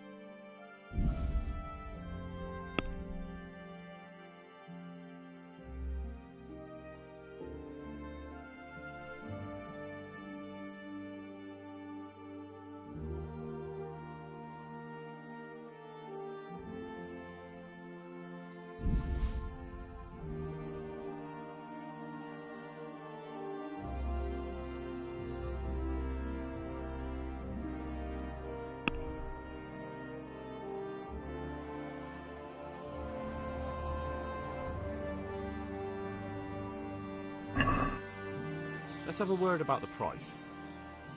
Why not?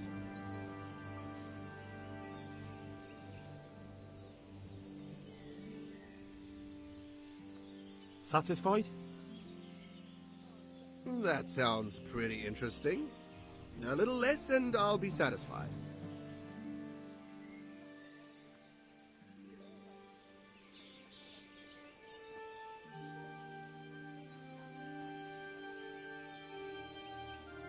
Forget it then.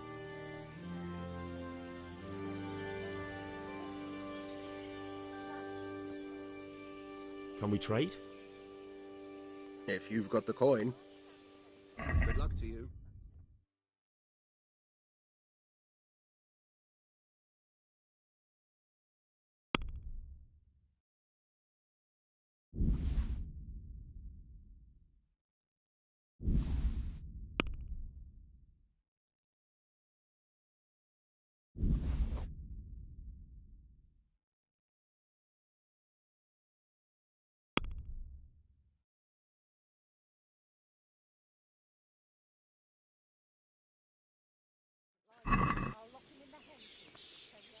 I'd like to discuss the price. Why not?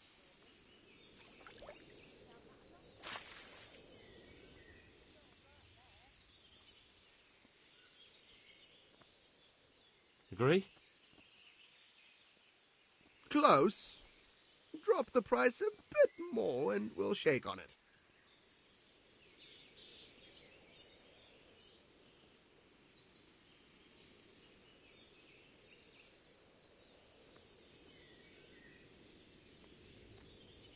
You're flaying me here.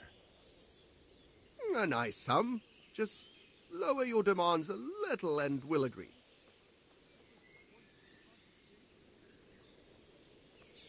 I'll go for that.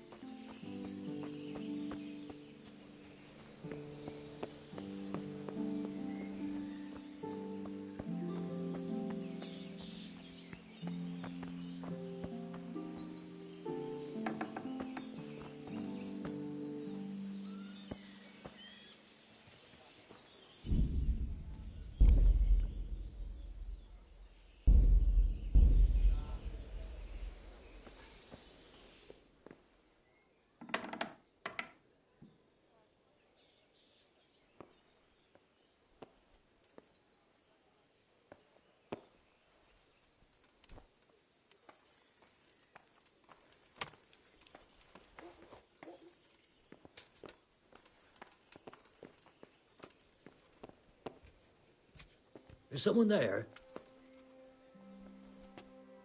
Hey, you! What are you doing? Fuck off before I lose my temper!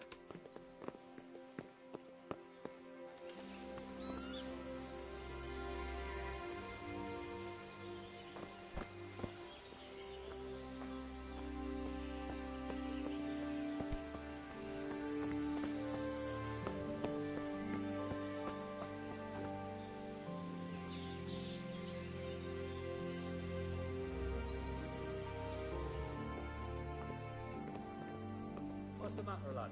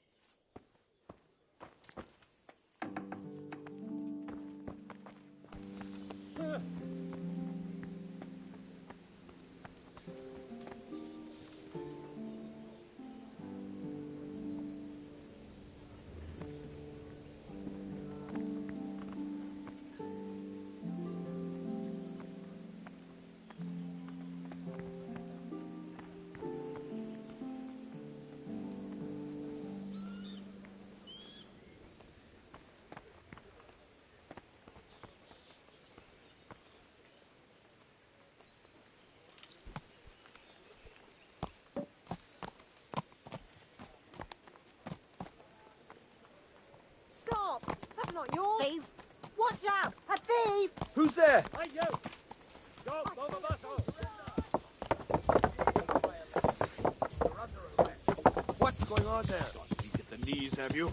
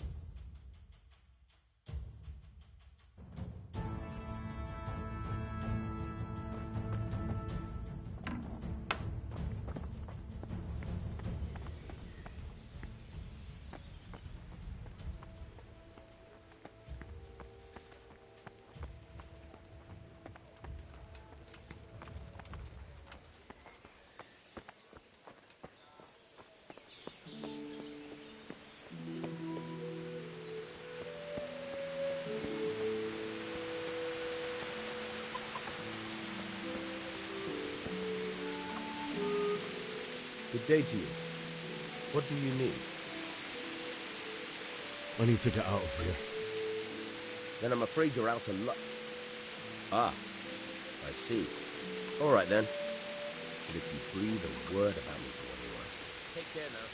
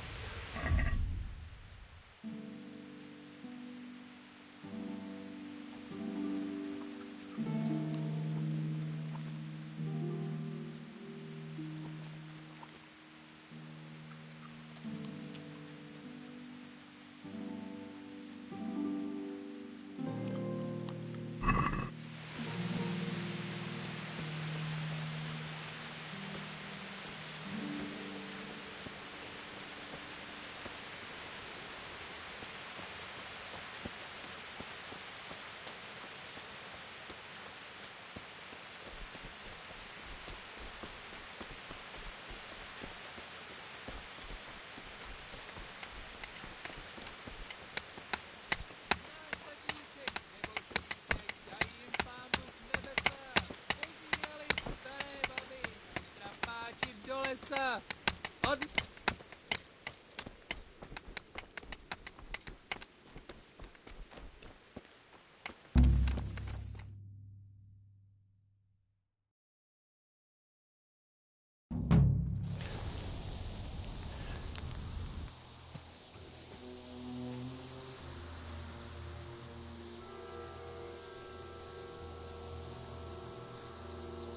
like they've already gone.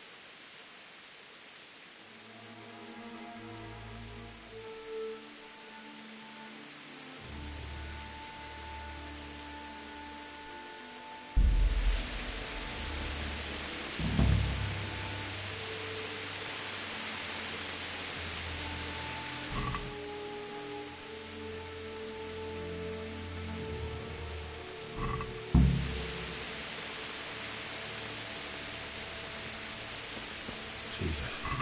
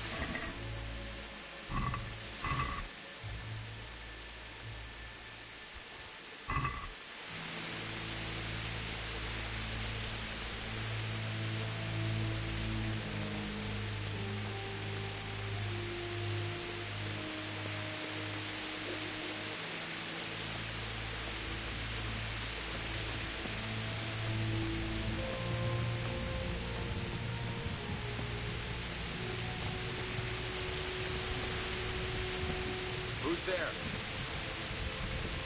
Hey! Well, I never. The pig!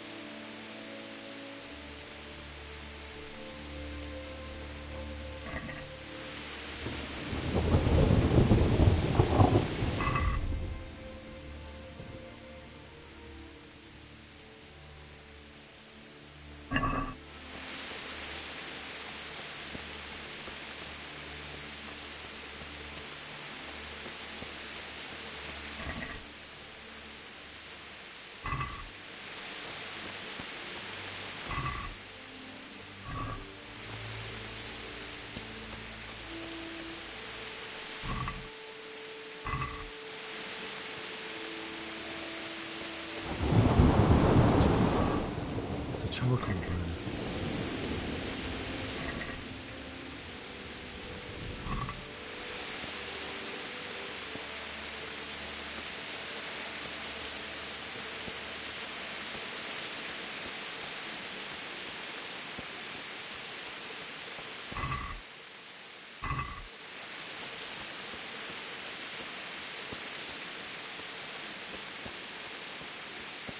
Hey! No, leave me be. Don't kill me. I have nothing. Why would anyone do this? What did these poor souls ever do to them?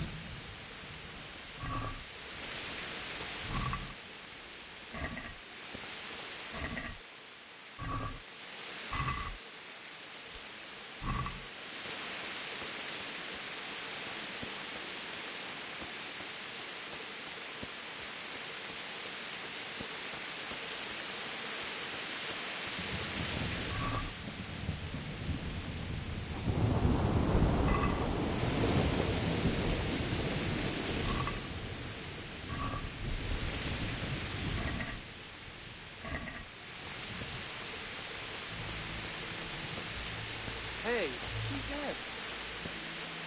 Who's that? Well, I never.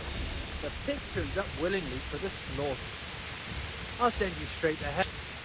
Yeah! Yeah! Yeah!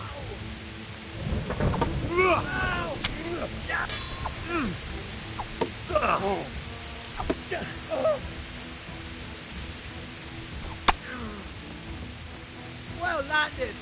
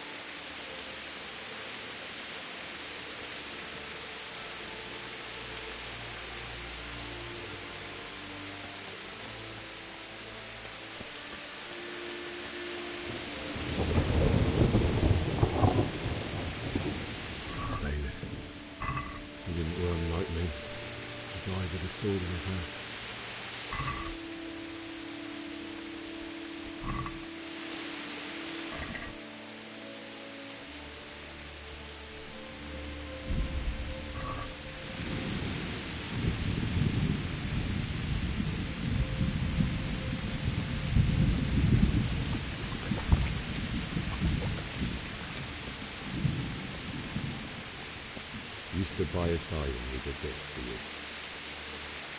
In the end, you were a hero. You didn't run away. Didn't abandon me like me.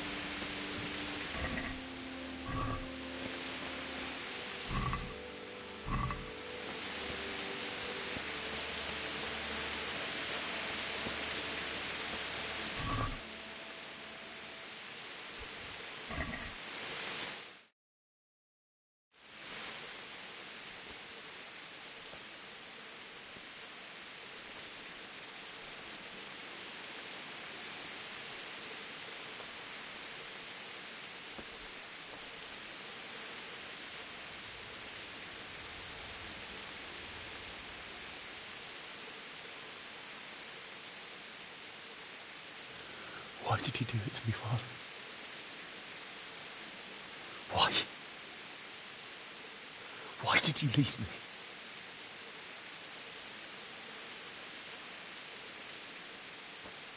Forgive me. Forgive me for everything. Next time I won't run. I'll never run away again.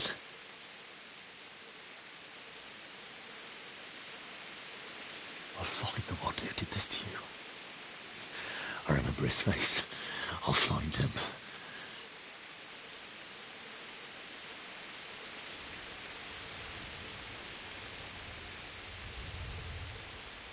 But first, I have to find a shovel and take care of you.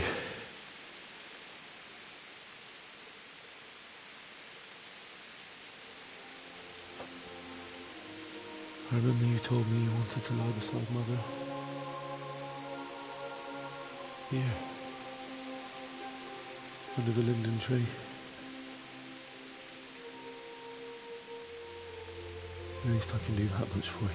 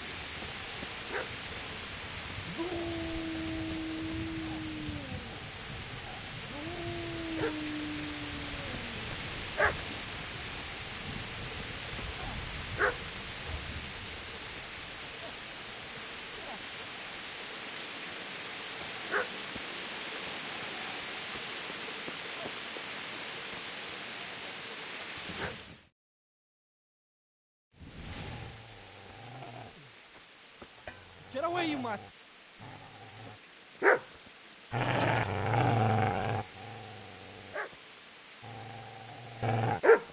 Get away, you beast!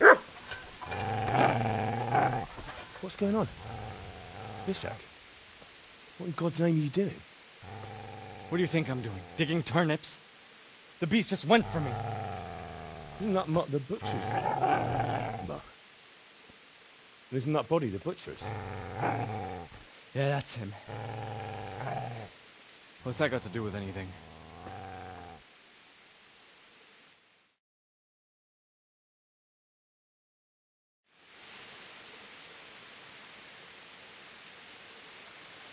Seems to me that dog knows exactly why he's going for you. You're picking dead men's pockets.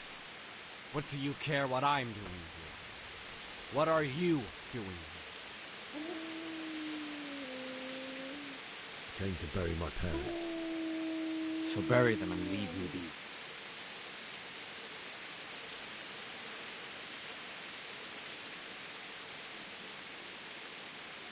Could you lend me that spade? I have to dig a grave, and I can't find another. What's it worth to you? I see you have a fine sword. I'll gladly trade you my spade for that. How did you come by it anyway? My father forged it for Sir Radzig. It's my duty to deliver it to him. It's not for sale. Go right ahead and dig that grave with your sword. See how that goes. And where will you dig it anyway? Here? You're not going to lay your parents in unhallowed ground, are you? Father said he wanted to be buried here, and I can't take him to St. James's. God willing, later I can find a priest to consecrate the ground.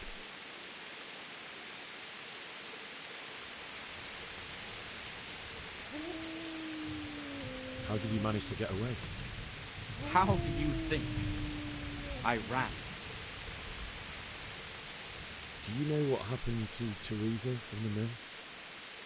When I fled, the Cumans wanted to... They meant to violate her, and God knows what else. No, I don't know. What do I care? They probably raped her and killed her like all the others.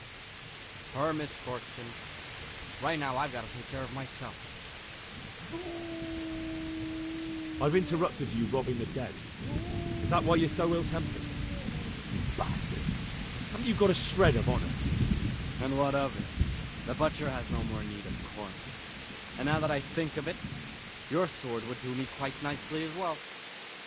Will you hand it over without a fuss, or do you want to end up like the butcher here? The only way you'll touch this sword is when I shove it in your guts. So that's the way of it? Not without a sword, huh? Well, this isn't the end, fucker!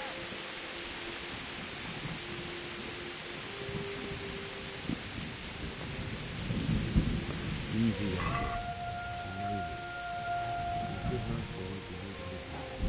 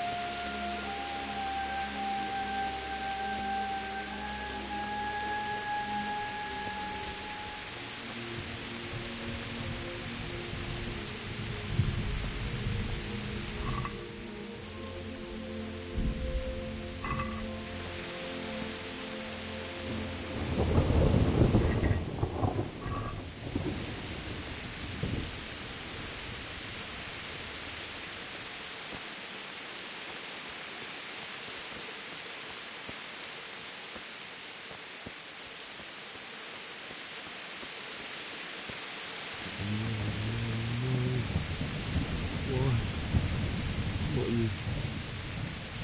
It wasn't supposed to be you, Bianca. I'll find the bastards that did this to you. I'll find them. I swear it.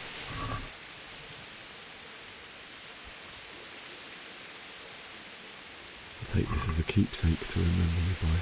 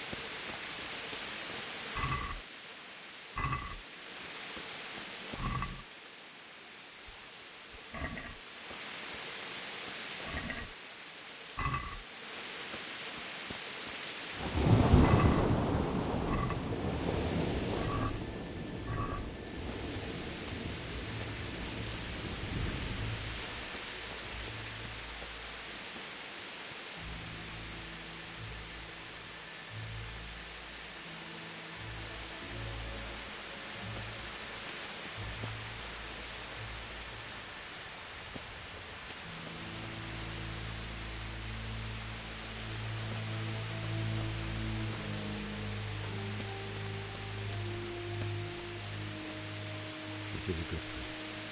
You're gonna like it.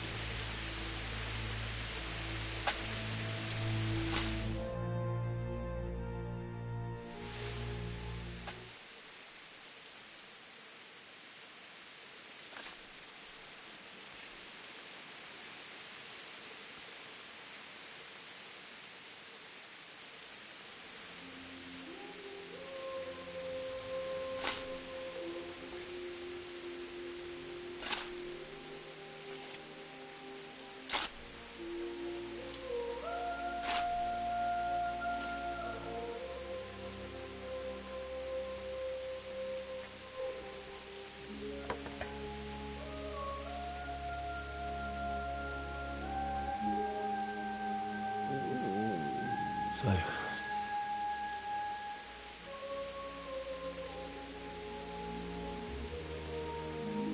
let's get to it.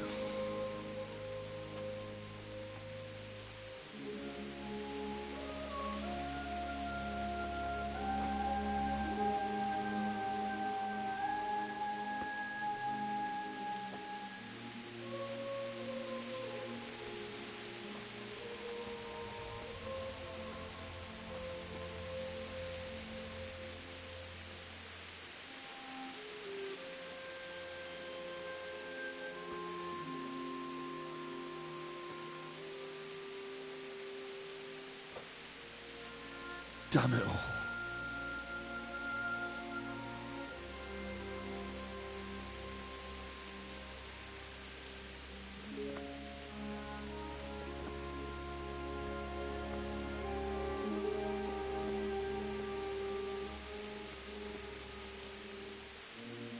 How am I gonna do this? Do you need some help? Is that him? Yes. Can't you see the sword? Who are you? What do you want? Zbyszek? Who do you think we are?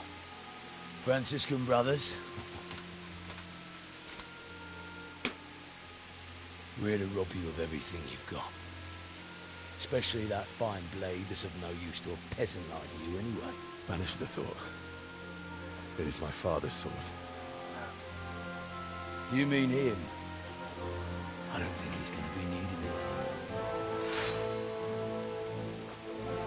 Listen here, boy. You hand over that sword, I might just let you go. If not, you're in for a family reunion you really don't. Leave me alone. Kill him, Runt! Aye, cut the bastard down. As you like. Could have just cost you a few teeth. Ah!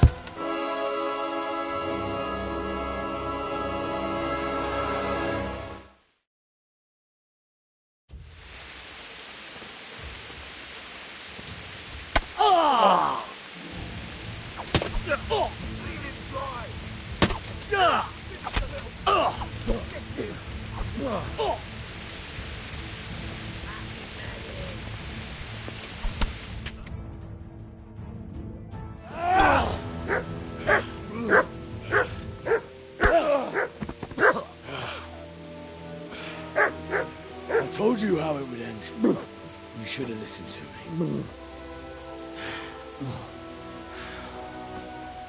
This is nice work.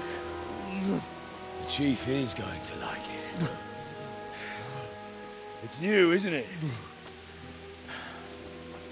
Now, for the maiden bloodletting. Surely your father never would have imagined it would be your blood. I believe there's a word for such moments. The old man would certainly know. But I'm just a common killer. Did you help make it? No doubt you did. Such miserable luck. To die by the sword you helped forge. Hey, go fuckers!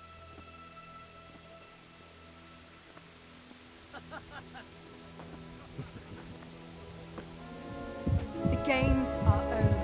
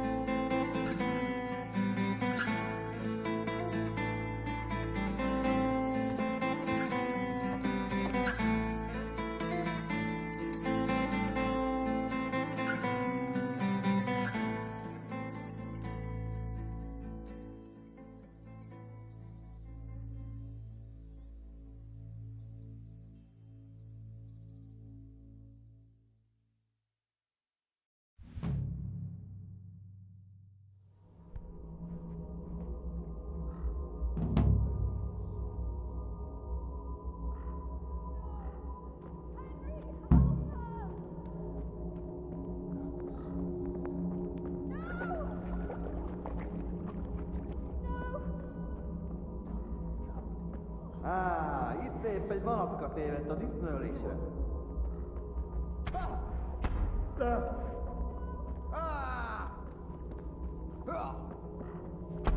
No!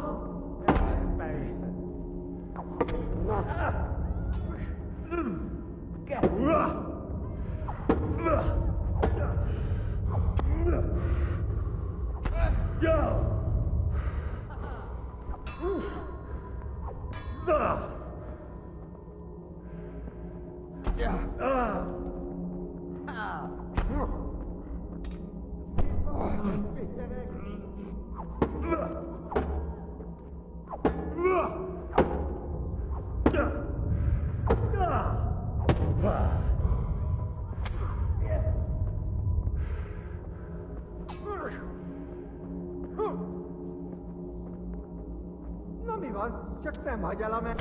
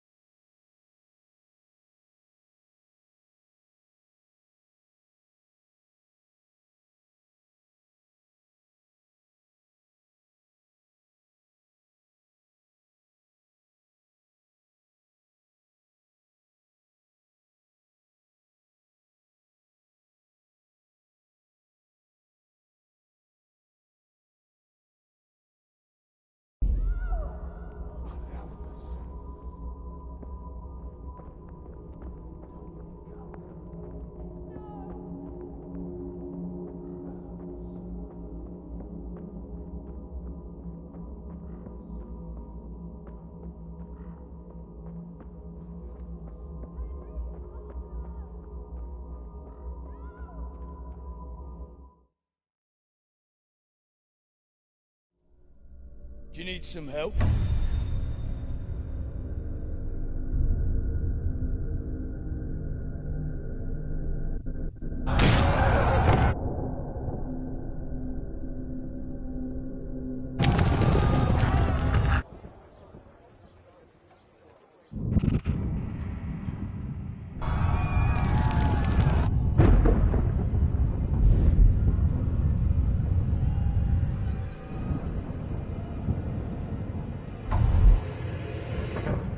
Henry! There's work to be done.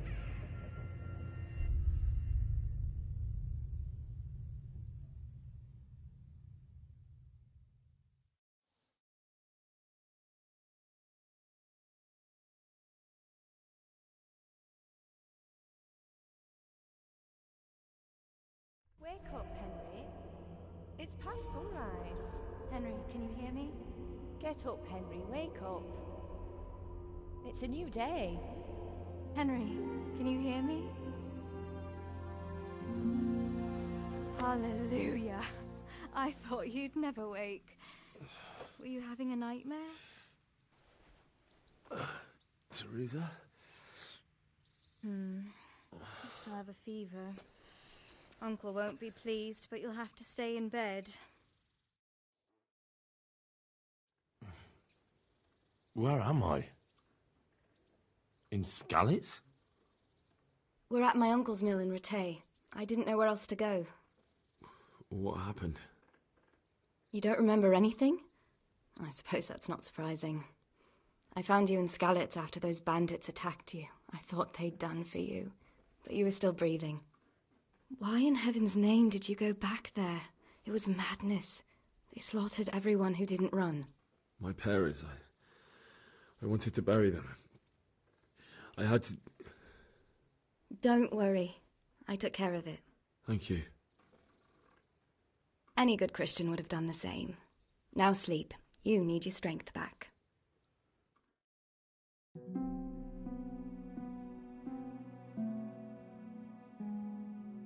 You're awake. Good morning. It's near midnight. You've slept all day. Oh. Oh, I feel like a horse fell on me. The beating you took was worse. But at least the fever's broken. How did you manage to save me? You were lucky. I was in Skalitz and I saw Zbyszek and his thugs. I tried to distract them, but it would have been no use if those soldiers from Tamburg hadn't arrived. They were searching for you and scattered the bandits.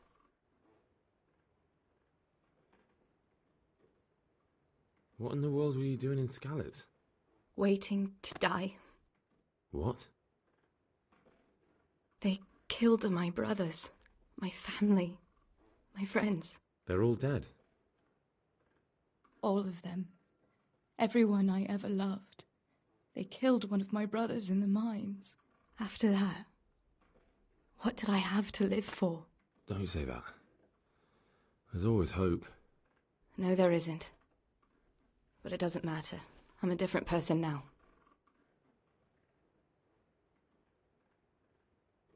Searching for me? Yes. Lord Divish sent them, led by Captain Robard. So tell me, why is a lord of such high standing interested in a blacksmith? Sir Divish promised Sir Radzig he'd look after me. But as for why they should care, I've no idea.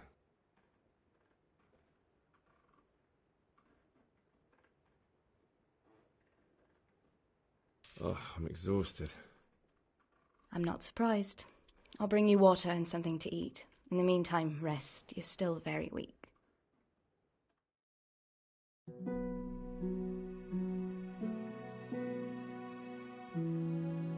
Good morning to you. How's the invalid today?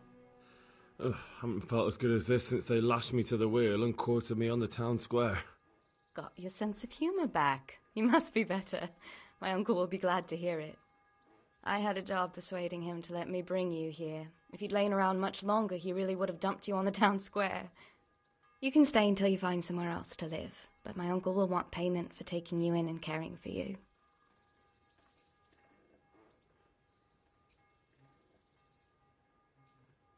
And this is your uncle's house? We're in Rattay Mill. My uncle's miller Peshek. He took me in, and I talked him into taking care of you too.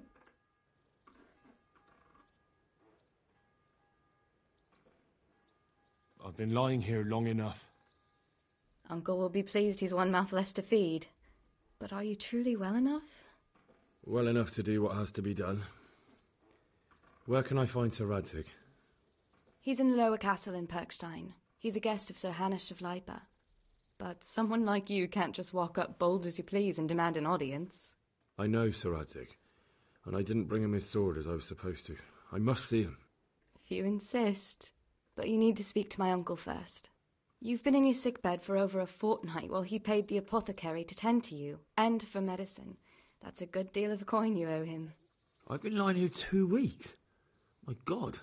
Better a fortnight in bed than an eternity in the grave. If it weren't for my uncle, you wouldn't be here at all.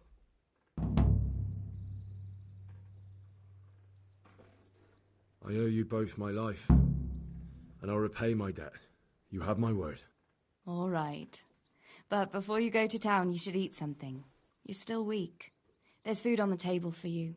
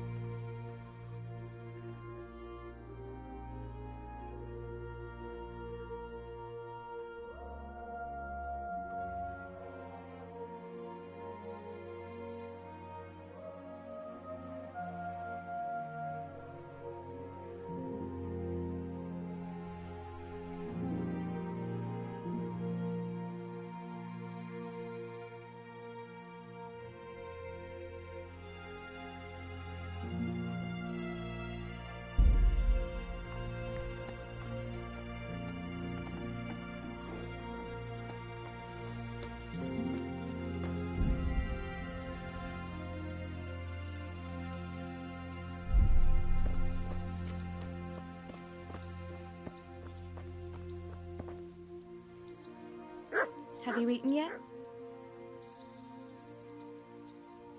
Yes, it was very good. Did you bake it yourself? I did. I'm glad you enjoyed it.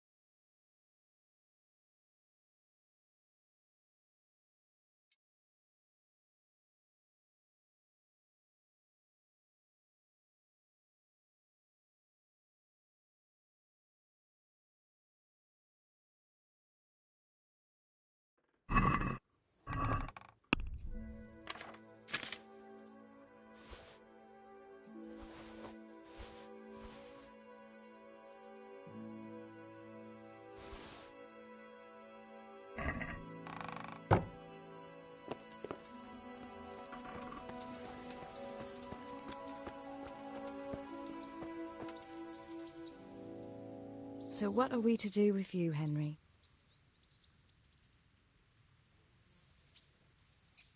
What's that dog you have here? He looks familiar. Don't you remember him? It's Mart, the butcher's dog from Skalitz. Ah, of course.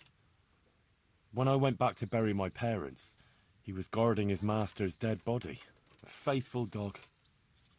How come he's here? When we carted you here, we took Mutt along too. He's been hanging around the mill ever since. How's he doing? A lot better now. I slipped him something good now and again when Uncle wasn't looking. He won't starve to death then. What does the miller have to say about it? He can't stand him. How's that? Every time he sees him, he starts shouting that he's a useless mouth to feed and that he'll skin him. Jesus. And it didn't even soften his heart when Mutt brought a hare from the woods. He was happy to eat it, but it didn't change his mind. I could have a word with him. That would be a waste of time. Does he obey you? Me? Not much. He's got a mind of his own, and I'm just not strict enough. Ah, spoilt then. No, he just hasn't learned many commands. But he's well able to beg for a piece of meat. How long has he been with you? More or less since we came here. He runs off now and again, but he always comes back. Sometimes I don't see him all day. I think he likes to go wandering. So he's doing quite well then? Yeah. I'd keep him, but he reminds me too much of Tinker, you know? I don't want to think about Skalitz. So I thought maybe you might take him with you? Me? I'm sure the two of you would get on great. He's a handsome fella and lovable. I'd be very happy if you had him. But we never had a dog at the smithy. We never needed one. Come on. He's got no one. All right. I'll take him. He can keep me company on my travels. Thanks, Henry. Go and get him then. He's sniffing around somewhere here.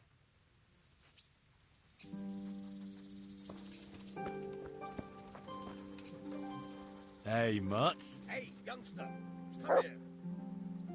Remember me? From Skalitz, remember? Want to go with me? Come on then. We'll get on like a house on fire. Follow me.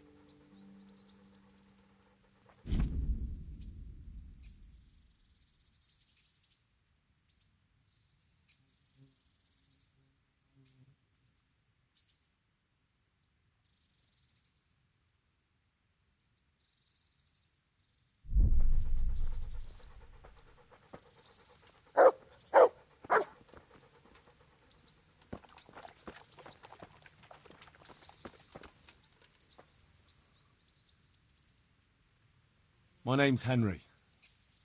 Thank you for taking care of me here. My name's Peshek, and I'm the miller here. You've already met my niece, Teresa. She took care of you for 2 whole weeks while you were in limbo. And talking of you being at death's door, while you were lying here, you worked up quite a bill with the bloodletter, who came now and again to keep you alive with his potions. That quack doesn't come cheap. I paid him what I could, but I still, that is, you still owe him. I see. Well, it's better to be in debt than to lie dead in a ditch. What do I owe? I'm not afraid of hard work. You won't pay for that shoveling manure. I might have a better job for you. And it's not something any fool can do. If you prove to me you're a clever lad, I might trust you with something you could really make money from. What do you say? Well, what would you need from me? A trifle. Just to take something from someone and bring it to someone else. And not get caught while you're doing it. That sounds straightforward enough. Except for not get caught. Why would anyone want to catch me? Oh, don't worry. It's just a job like any other. Only this one requires, let's say, the right moral disposition. Do corpses bother you? No honourable man should touch them. That's the executioner's job. Did you expect I'd give you a hoe and send you out to the fields? You can dig all right, but somewhere else. I want to know whether you're going to hide behind some stupid fucking scruples, or if you might be useful for more unconventional work. I was prepared for just about anything, but that's a bit much. But go on. Tell me more. Listen, it's about this ring my mate Wojciech, the Kohelnitz miller, had his eye on. Trouble is, they buried the ring by the gibbet along with the villain they hung while he was wearing it. Jesus Christ. You want me to dig up a corpse, take a ring from it, and give it to your friend in Kohelnitz? Is nothing sacred to you? Money first, morals later. That fellow is dead. He won't miss it. Whatever bleeding heart came up with the idea that it's disrespectful to disturb a corpse never read the Bible. It's still a human body, only it's missing a soul. Why be disgusted by something created by God? I think I've already heard more than I need to know. You've got the tongue of the devil himself. If you tried hard enough, I bet you could justify sodomy with a goat. Watch your mouth, boy. There's a shovel here around the mill somewhere. If there's any problem, come and see me. And here's something on the side to make you dig better. Thanks. I'll need it. I can't believe I've come to this. Digging up corpses. Oh, and watch out for the executioner and his hounds. They're pretty savage. And I don't just mean the dogs. You can just throw them some meat. The dogs, that is. But the executioner? Well, don't vex him. God be with you.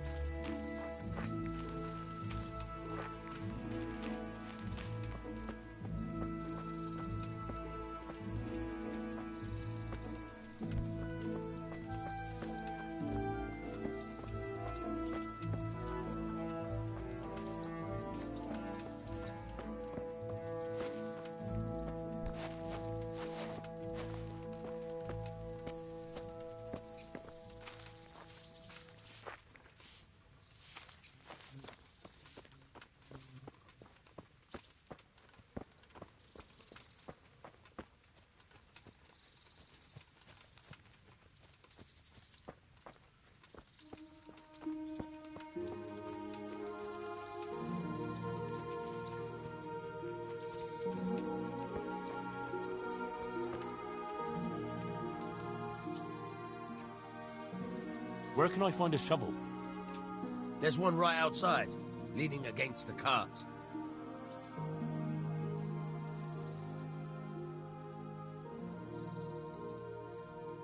Farewell.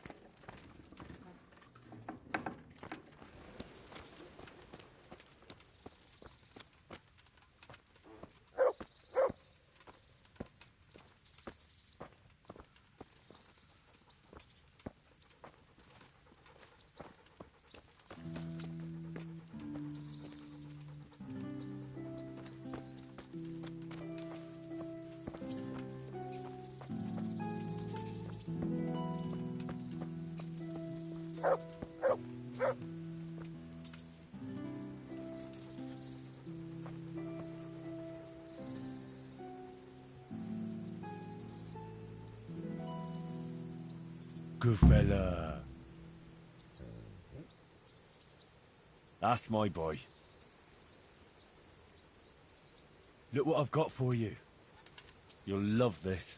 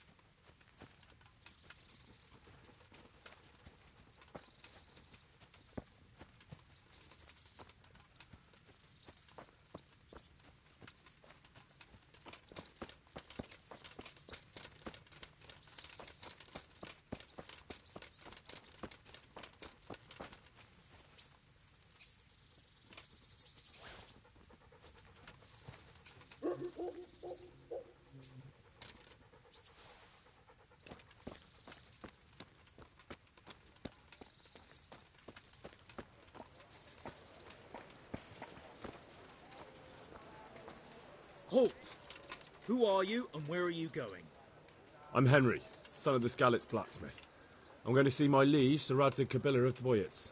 Of course you are, lad, and I'm the Pope. What do you want from his lordship, and what makes you think he'll see you?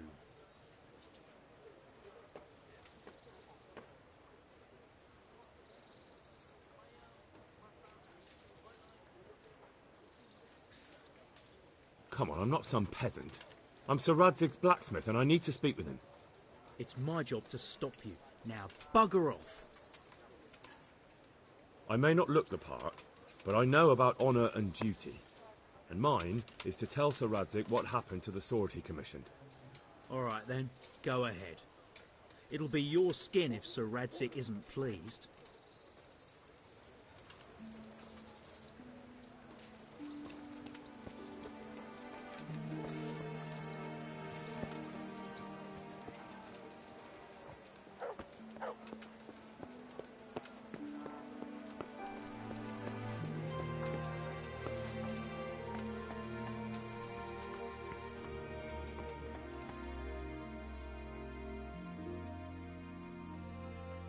Could that be the smith's son, Hal? On my soul, it is him. What are you doing here, lad? We thought you were done for. Bandits attacked me in Skalitz. And why, for God's sake, did you go back there? Who else but cutthroats and bandits did you expect to find? I needed to bury my parents. Oh, I see. Your father fought like a lion. I'm sorry. He saved my life. And not just yours. He was a good man, and you did right to bury him. I didn't even manage that. I failed to save him or put him to rest. And just what could you have done at Skalitz? If you tried to fight, the both of you will be dead. He gave his life for yours, Hal. So you'd better make good use of it. You're right. And just what are you doing here? I must speak with Sir Radzig. Is he here? He's in the palace with Sir Hanush of Rattay. They're feasting in the Knight's Hall. What do you want with him? My father made him a sword. He asked me to deliver it to Sir Radzig. I don't see any sword. No. Bandits attacked me and stole it. I need to tell his lordship what happened. And then I'm going to find the sword. Of course you are, Hal. Good luck. Thanks.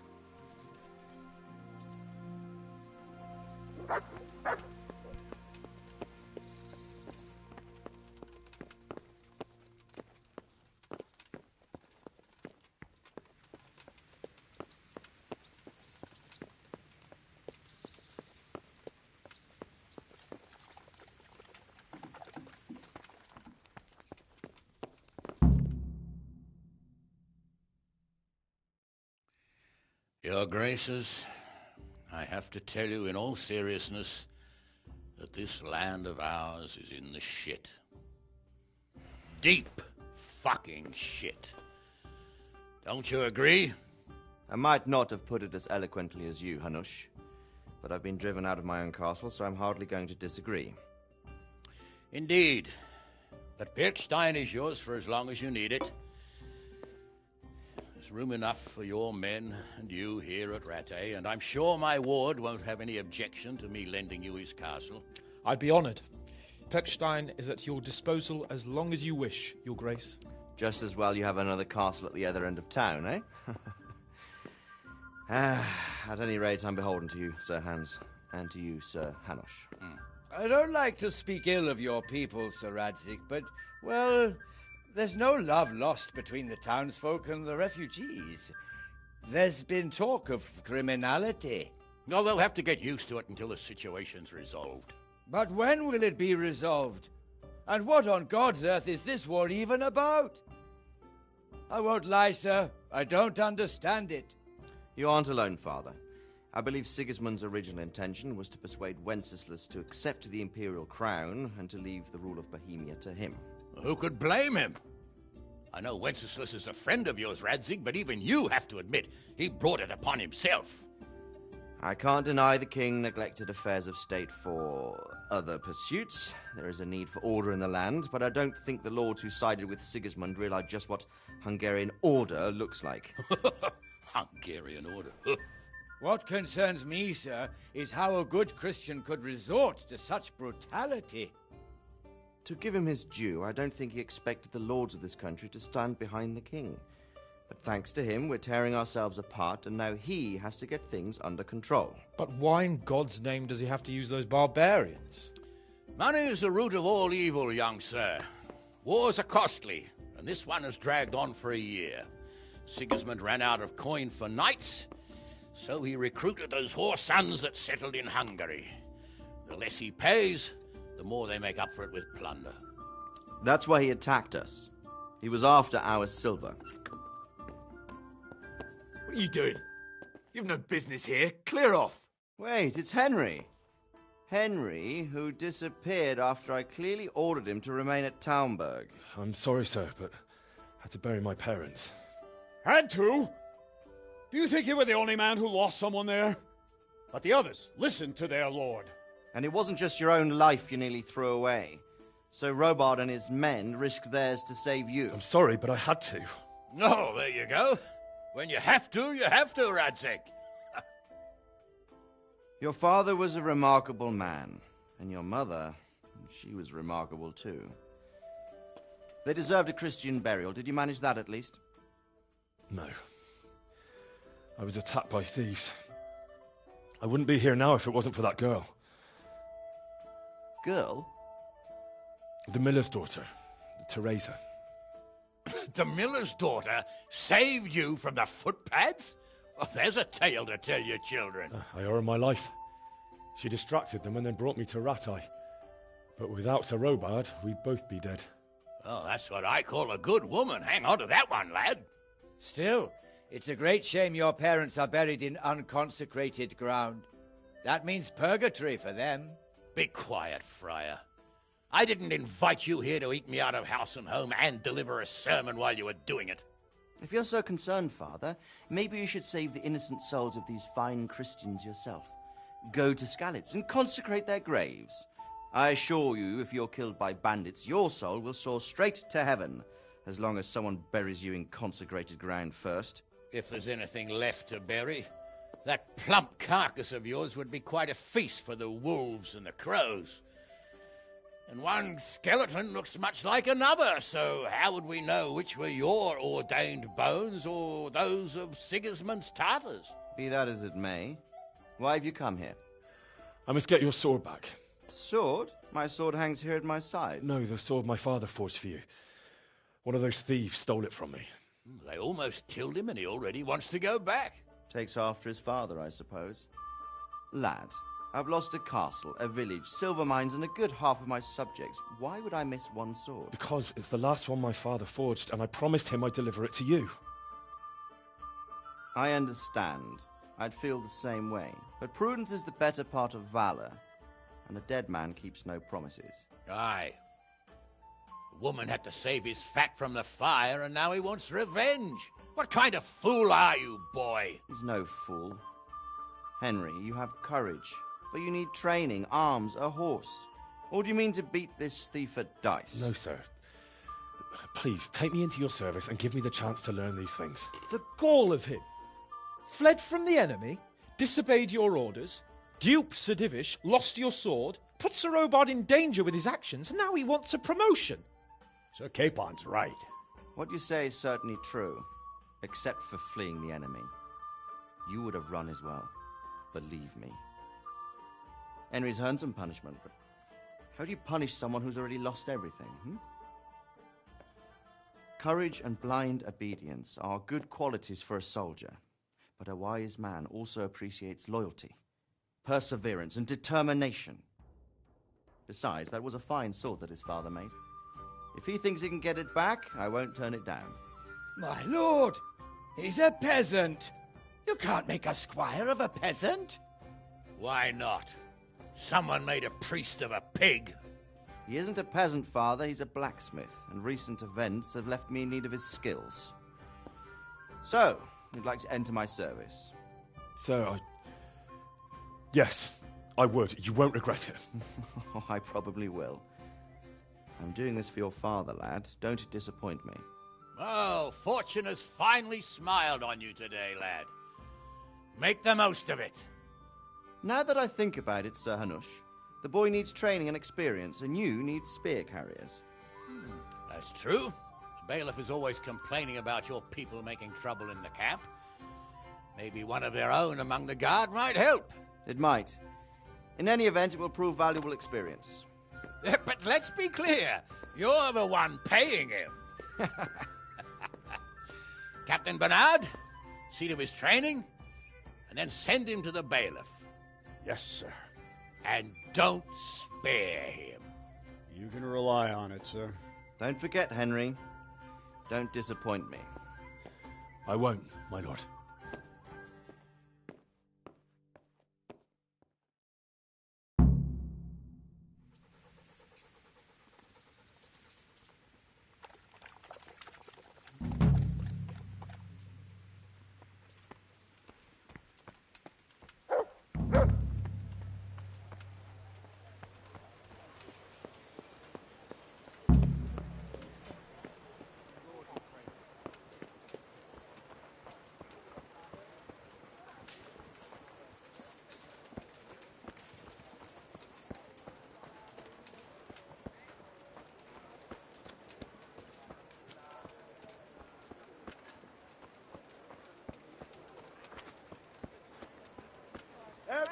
the house, garden and field.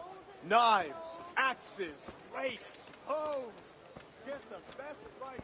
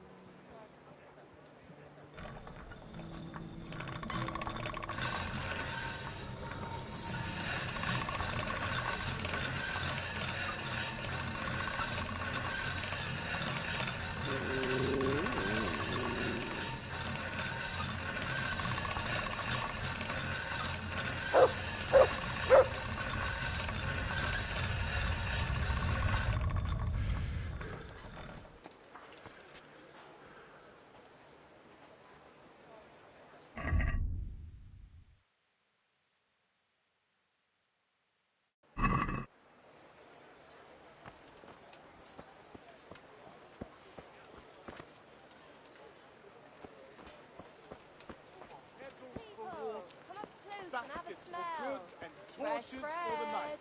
I have it Pour all. yourself a bit of fresh milk to drink.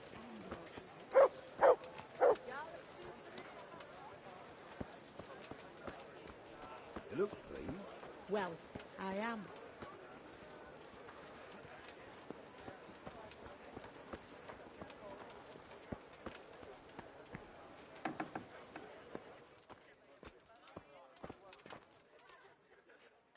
God be with you. May the Lord watch over you.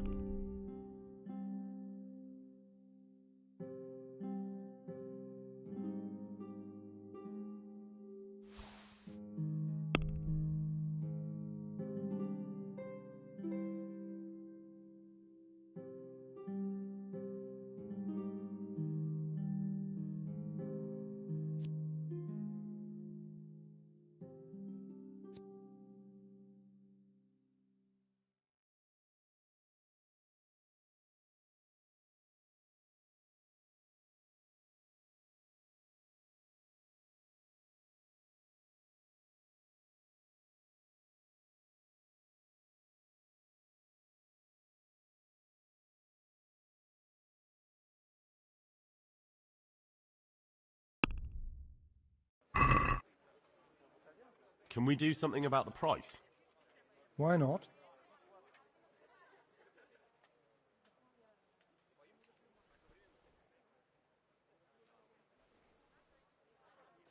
Since it's you. We are getting there. Just drop the price a bit more.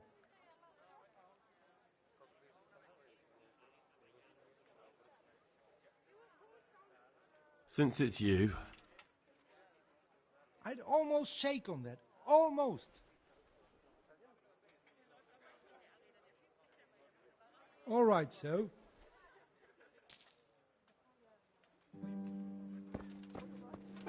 Poor Rich, whose home was burned to ashes by Caesar's sword.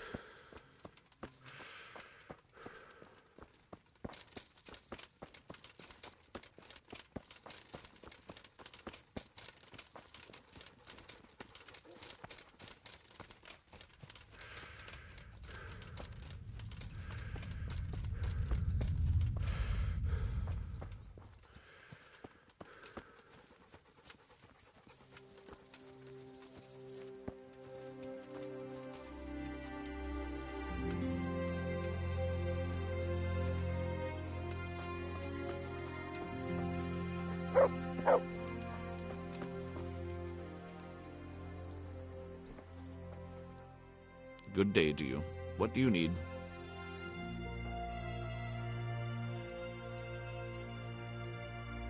What kind of governor is Sir Hanush?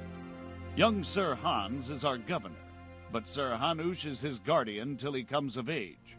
That's not a day I'm looking forward to. What's life like in Rattay? Life is good here. By God's mercy, the war's passed us by so far. There's nothing but them refugees to disturb the peace. How do the Rattay folk get on with the refugees? I know they got nowhere to go. Skalitz is a pile of ashes and the countryside ain't safe, but they've been here too long. Some of those buggers got light fingers, and not a one of them appreciates the sacrifices we made for them. Have you heard anything about the Cumans in Sigismund's army? Terrible things. Horrible. I hear they skin people alive, and what they do to the women folk. Better take your own life than fall into their hands. Beasts they are, animals!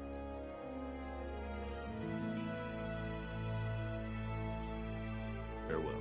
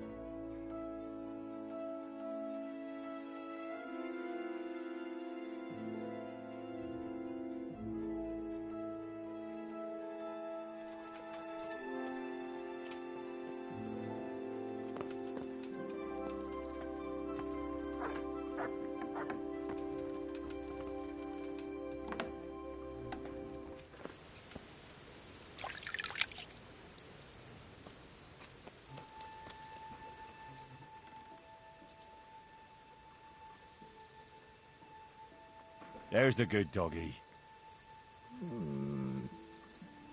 That's my boy.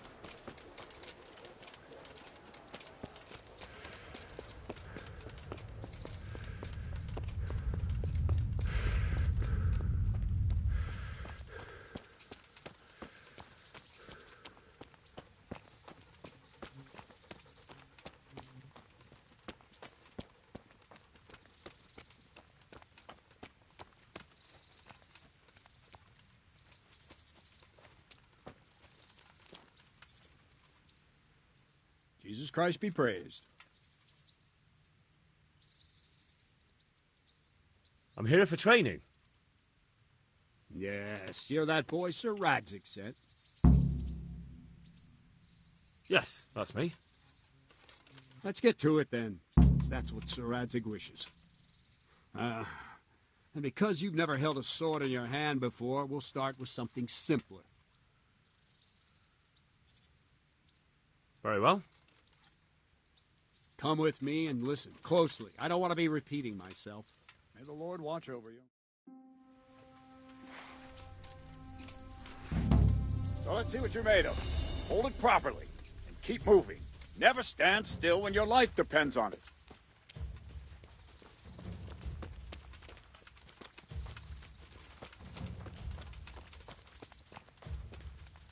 Right, good. Now, try attacking. You've got to put your back into a good slash. No use waving the sword around like you're swatting flies. Go into the attack with your whole body. Try slashing from various sides to get used to it.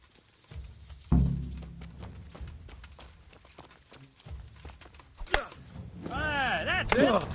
Good. Very good. Very good. Well done. That pointy tip isn't for decoration. Try stabbing me with it a few times. Well done. Ah, that's it. All right. That will do. Slashing, stabbing, and movement are the foundations that you build everything else on. Now, let's try something more complicated. One strike, I can simply fend off. You mustn't give your opponent time to react. String your strikes together. As soon as you finish one, begin another. Strike, strike, strike. Very good.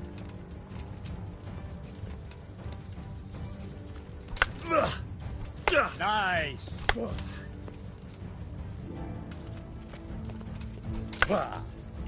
Nice. Now let's see how you do with defense. It's not hard to block a basic strike. Just watch out and move your sword into the path of the blow. Not like that! Good. Ow. Nice.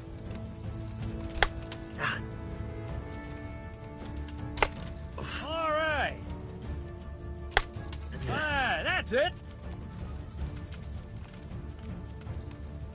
Very well then. Let's see what you're made of, lad.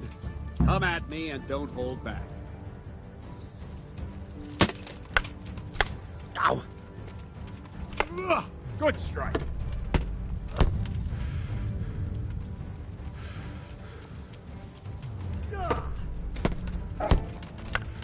See, I lure you, then attack unexpectedly.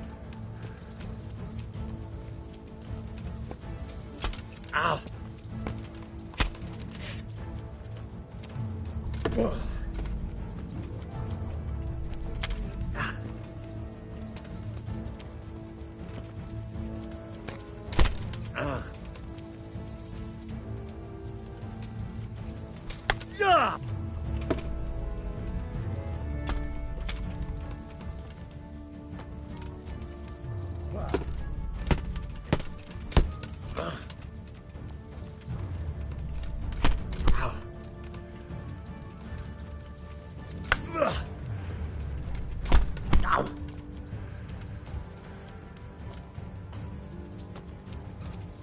Fine.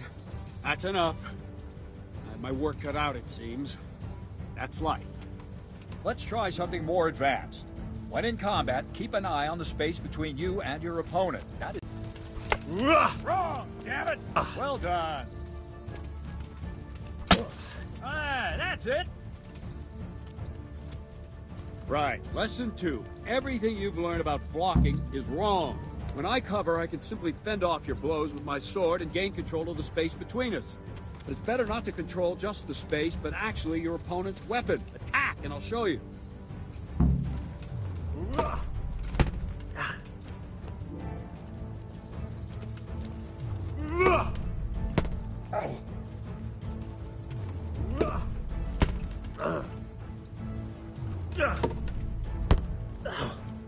All right, that will do. Now you. The trick is to stay in your stance. As soon as I start to attack, you block. The move knocks the blade aside.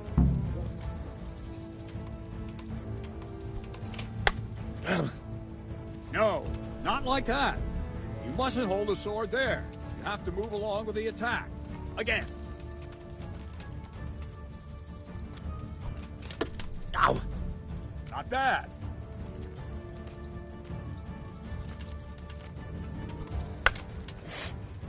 Too soon again.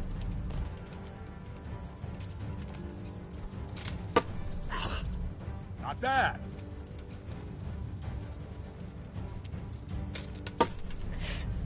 Good.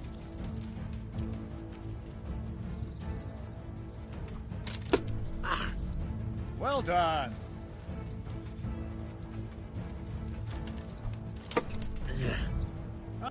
Right, now we'll try it a little faster. Concentrate and block just at the moment I start attacking. I'll strike you from above each time so you can see it well.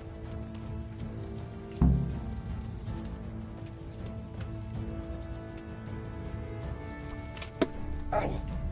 Good. Ow. All right.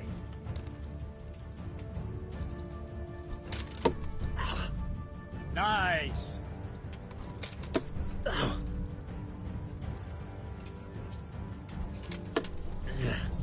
Well done.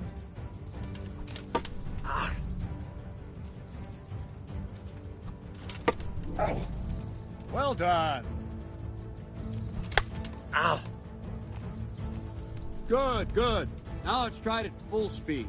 You probably won't succeed, but that's normal at the start. You must train. Let's go. Ow. Ow.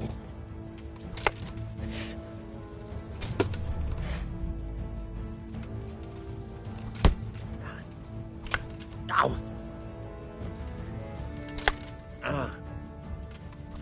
Captain Bernard!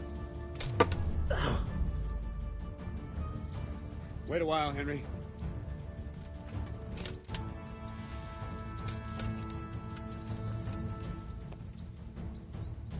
Greetings, Sir Hans. What brings you here? Actually here to train at the archery range. My hand's grown heavy lately. You don't mind, do you, Bernard? Not at all, my lord. Good day to you, blacksmith's boy. Try not to hurt yourself.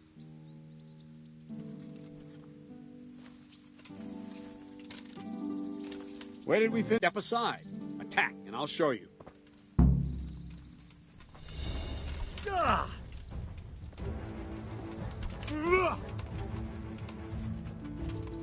I don't have all day, boy. All right, try it. It's important not to move too soon. I'll see where you're going and hit you. If the same will happen if you move too late. I'll attack slowly now. As you see me, raise the weapon, jump aside. It'll throw the opponent off a bit, and there's your chance.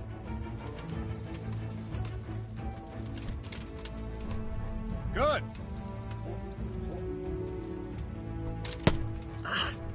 No, again.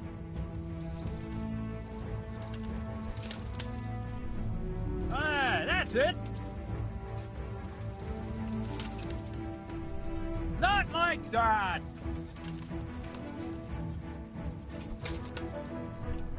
Well done. Fine. Now try it a little quicker. Try and get used to the rhythm. Never take your eyes off your opponent. You'll see a strike before it's even properly started. Very good. Good.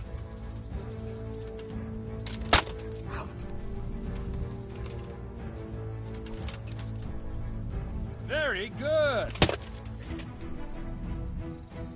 And the last thing for today, a trick. You raise the sword to force your opponent to block, but then change the direction of the attack at the last moment, and the opponent won't even know what hit him. Try it. Draw back the weapon, then change the attack zone and strike, so I don't have time to react.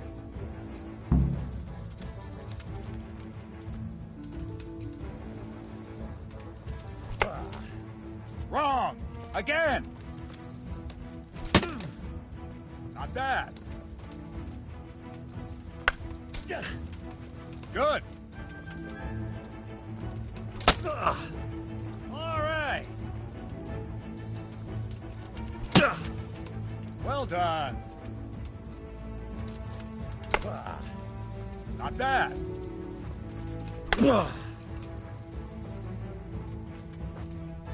Well now, that wasn't too bad. Maybe we'll make a soldier of you after all. But don't get cocky. You have to train hard and persistently. You might have talent, but talent alone won't do. Practice. Whenever you've got nothing better to do and you're in the mood for it, you can come and train here with me.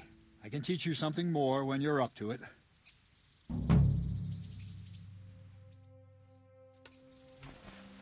Don't leave yet. Sir Radzig also wanted me to teach you archery. Come with me.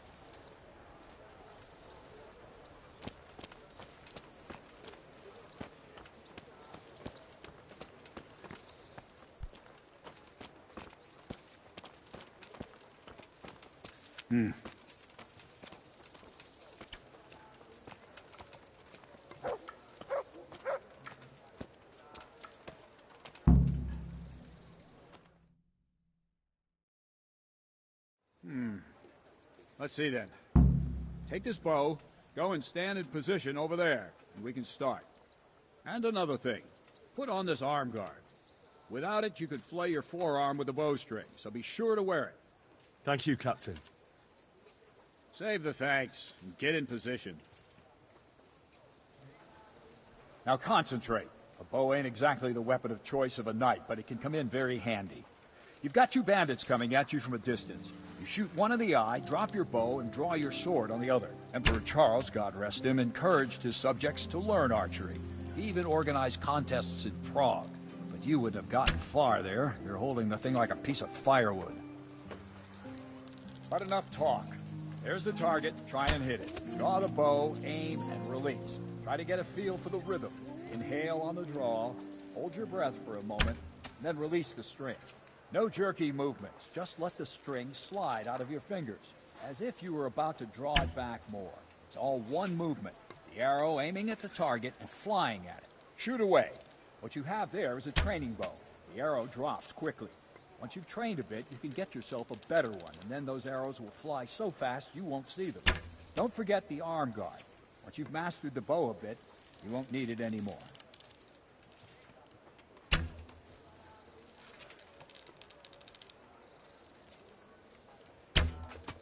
That flew not.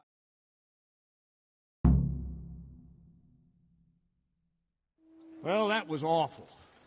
I didn't imagine a village yokel like you would have much skill, but you failed to meet even my low expectations. I don't know why you're wasting your time, Sir Bernard. Nothing will come of him anyway, and at the first sign of trouble he'll run away like any other cowardly peasant. After all, he's done it before. What did you say? Calm down, boy. Keep in mind who you're talking to. A braggart who was born with a silver spoon in his mouth. Now, you've really done it. You'll go to the stocks for that. Calm yourself, Sir Bernard. If the blacksmith boy feels he can prove himself, then let him try. Do you think you can beat me? Well? Any time. Very well. If you defeat me, I'll give you my bow. If you lose, you'll have to pay up. Do you even have any coin? I have enough. Good. Then let's get to it.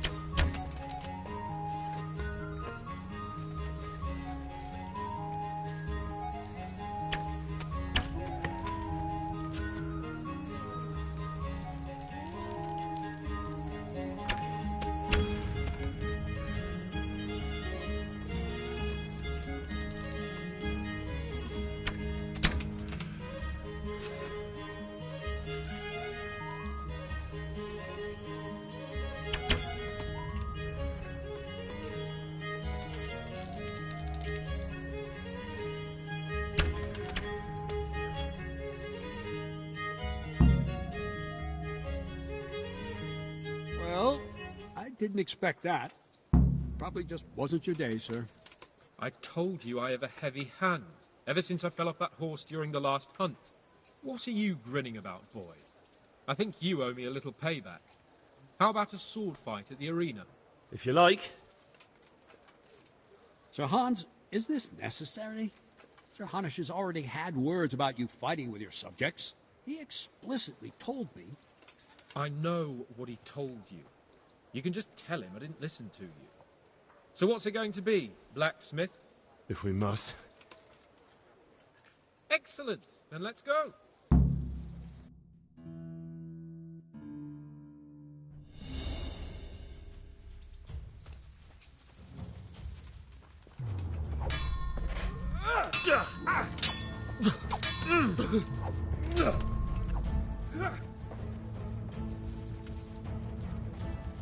Show what you're made of.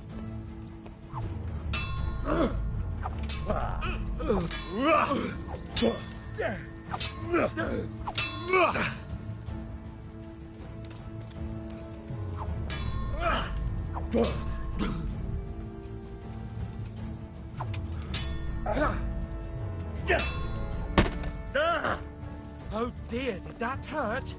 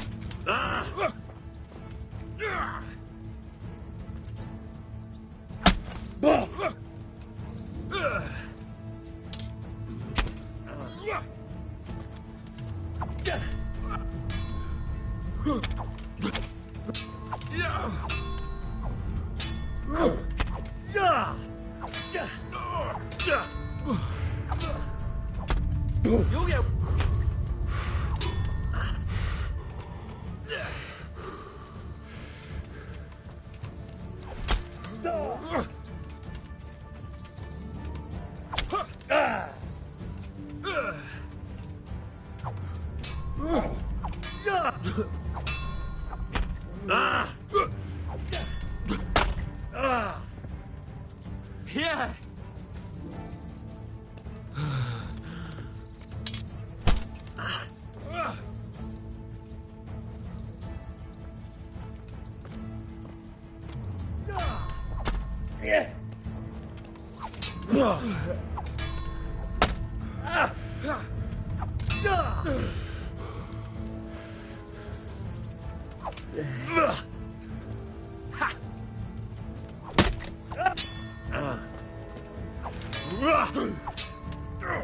Go!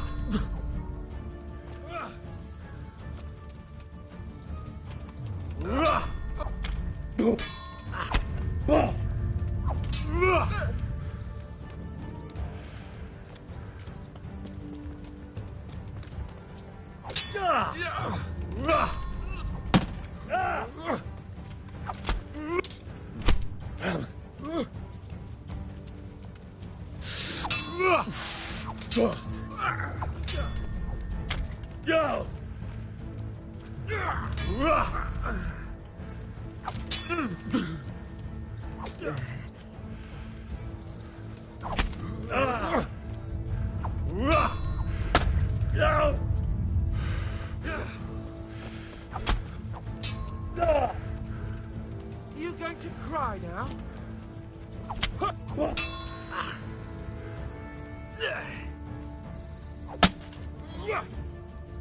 Well landed.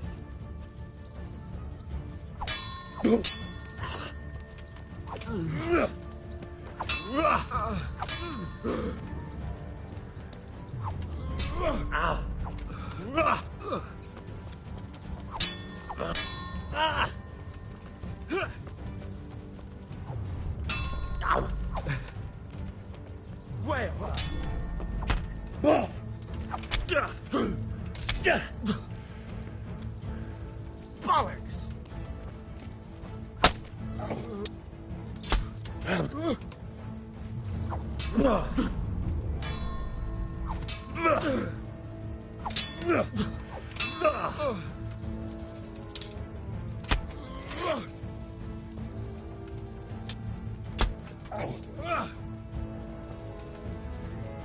You asked for it.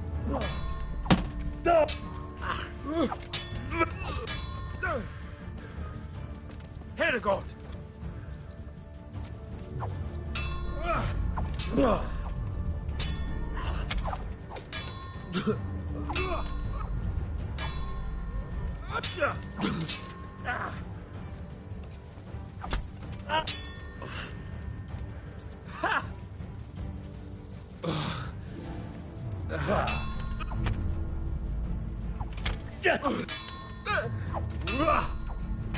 Go! Yeah!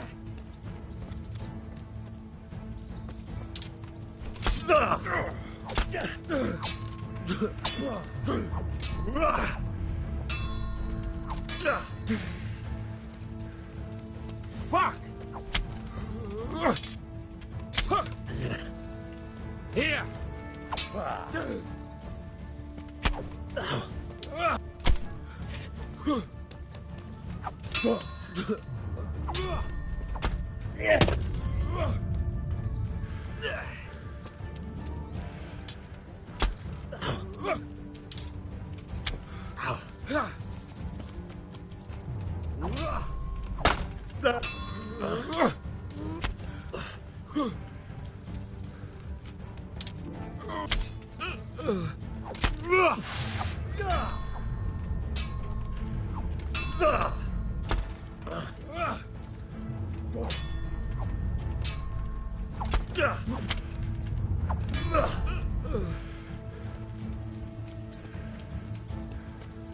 You're just lucky.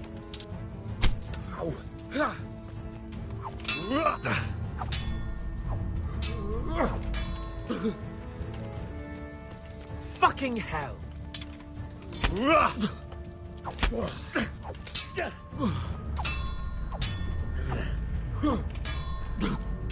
Go!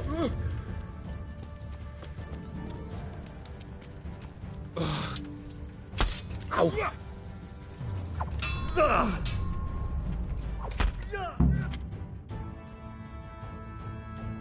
Well, you got the better of me this time, blacksmith. I must be having an off day. Are you all right, sir? Don't worry your mangy head about me, peasant. We'll see each other again soon enough. You can keep my bow. Its best years are behind it anyway.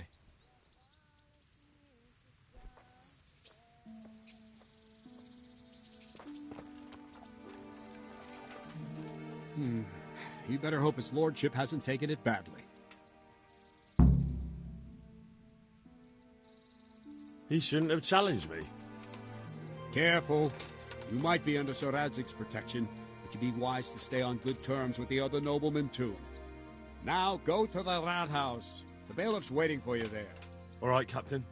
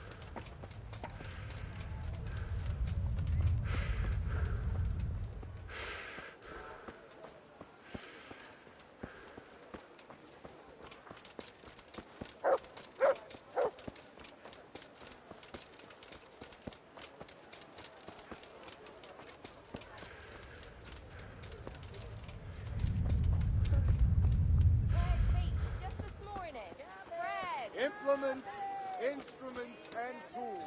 Everything for work and home.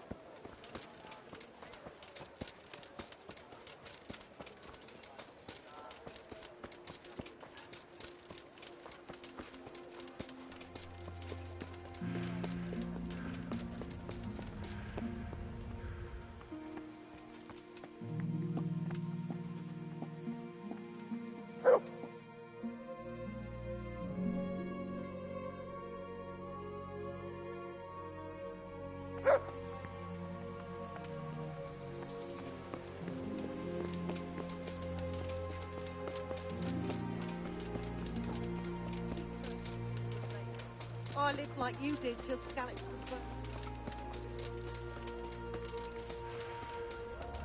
Bread feast, just this morning. Bread! Onions that'll even make your man cry like a little lass. Come back,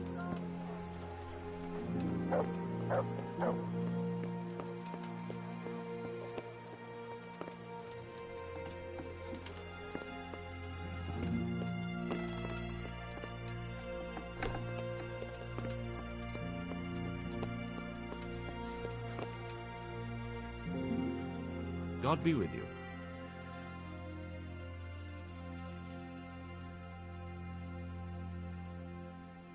I want to learn to read. Who should I go and see? There's a retired scribe in Uzhitz. He could teach you.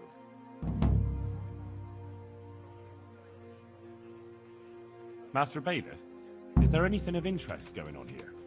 Nothing of interest to me, thank Christ.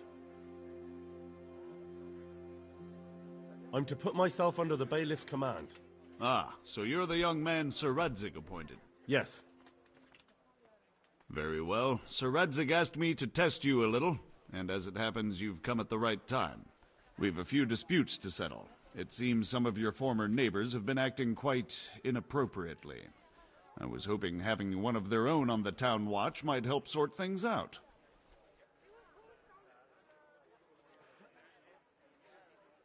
You can count on me, Bailiff. You're certainly bold. I like that. Have you been to see Captain Bernard?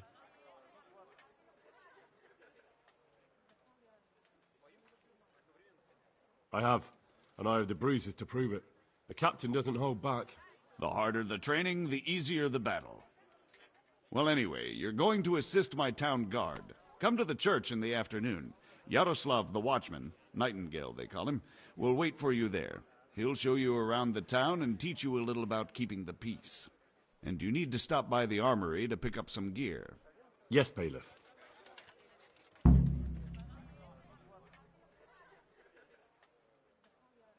God be with you.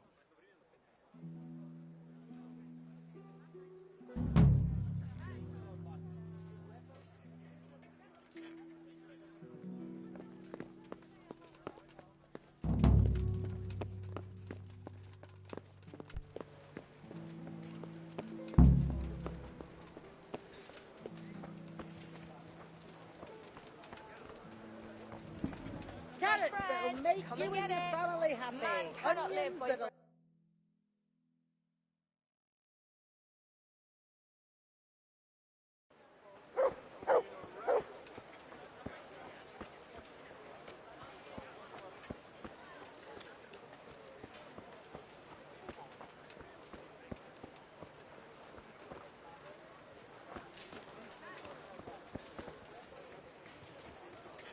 I see you survived.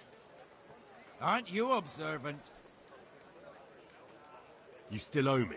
Don't think I've forgotten. I don't owe you. I owe your father, and he's dead. So get out of here.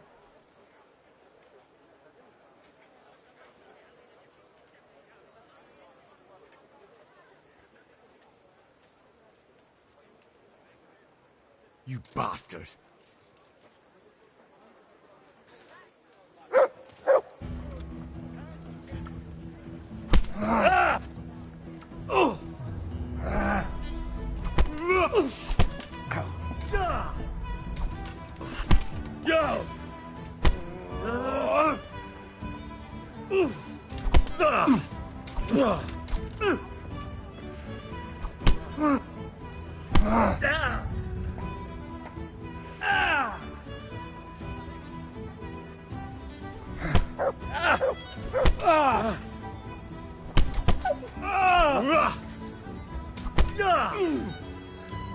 Bugger! Some fun at last.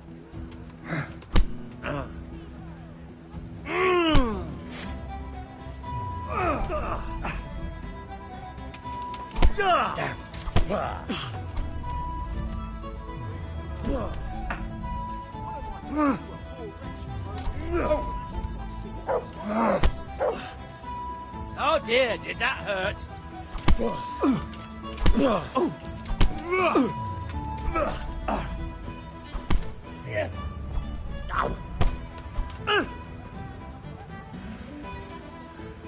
Go ahead and gather your strength, you'll need it.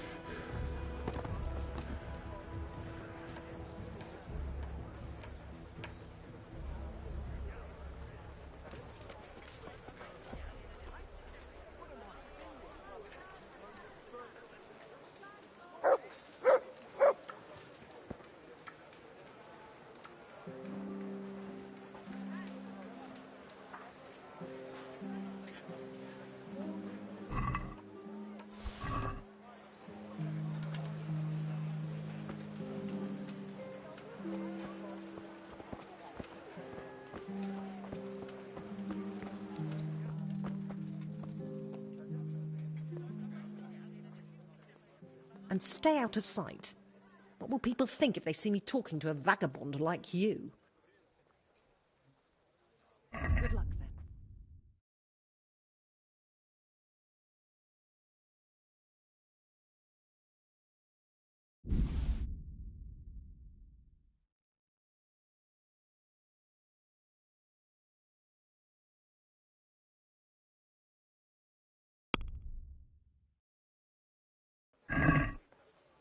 I'd like to discuss the price.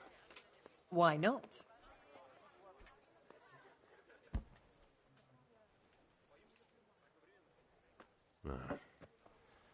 Since it's you, Well, a little more and we'll call it a deal.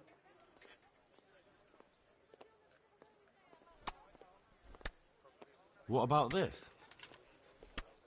Well, a little more and we'll call it a deal. Very well, I agree.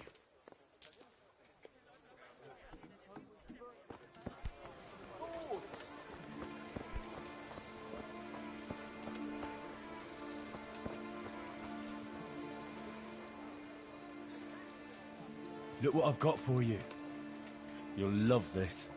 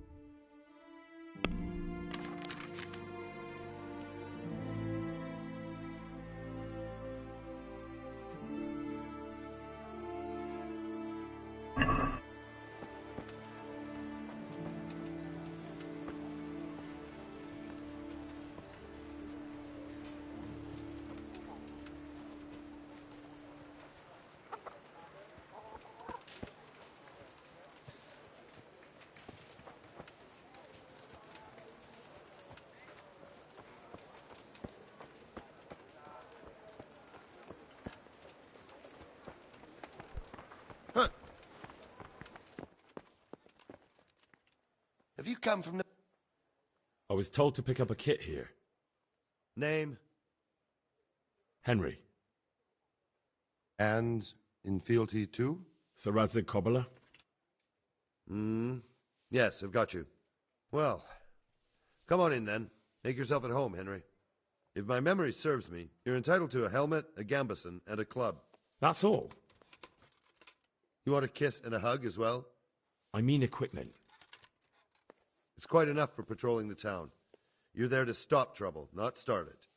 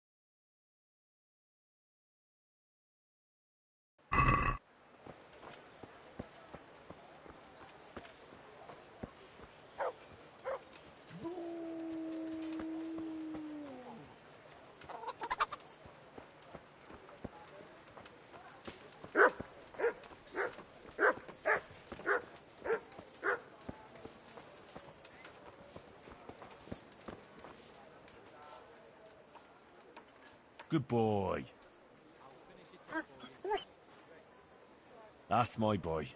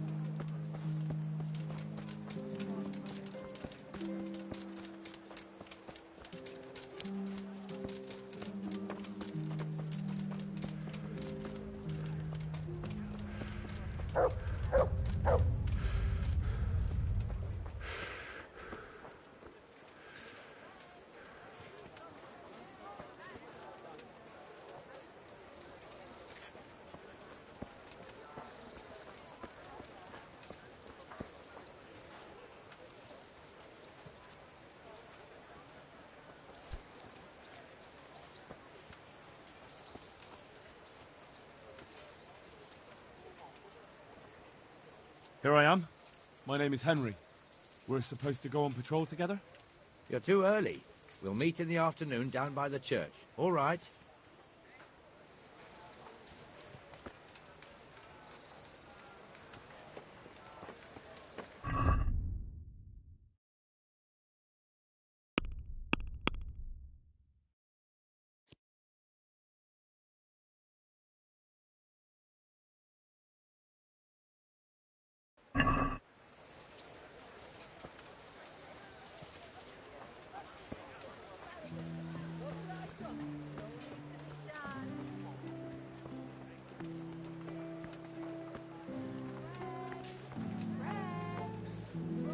Jesus Christ be praised.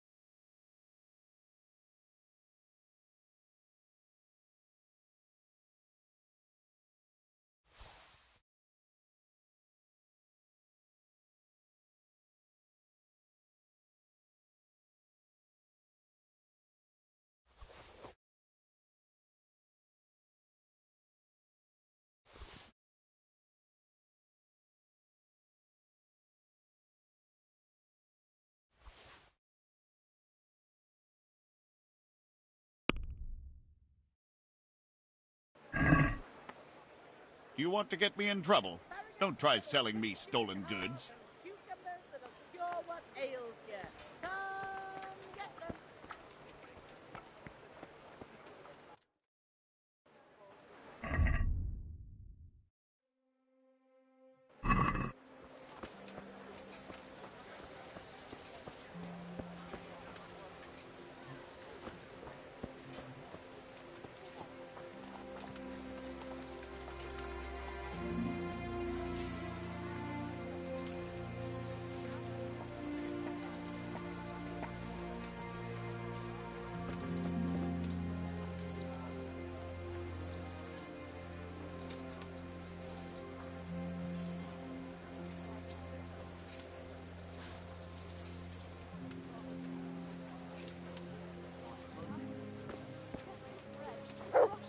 Whatever you can spare.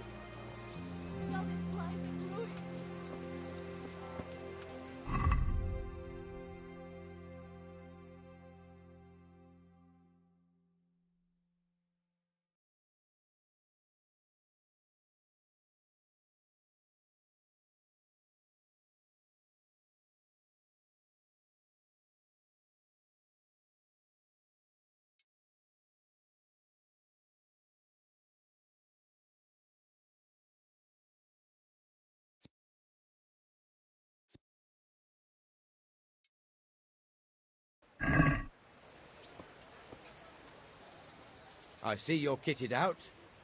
Ready to get going. I'm Nightingale.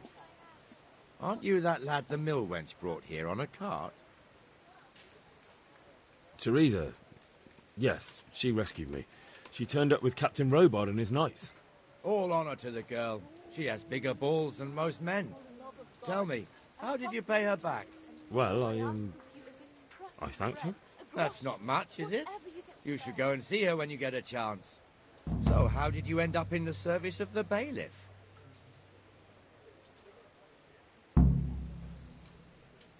I wanted to enter the service of Sir Radzig, but he sent me here to learn. And learn you will. You're lucky, lad. Sir Radzig must like you. Most lords would have just sent you on your way. Come with me, Henry. We'll patrol the town and then check on the taverns to make sure they lock up in the evening. I'm ready. Don't forget, I'm supposed to try you out and, with the help of God, teach you something. So I expect you to deal with any misconduct yourself. I'll make sure you don't do anything too stupid. Let's go.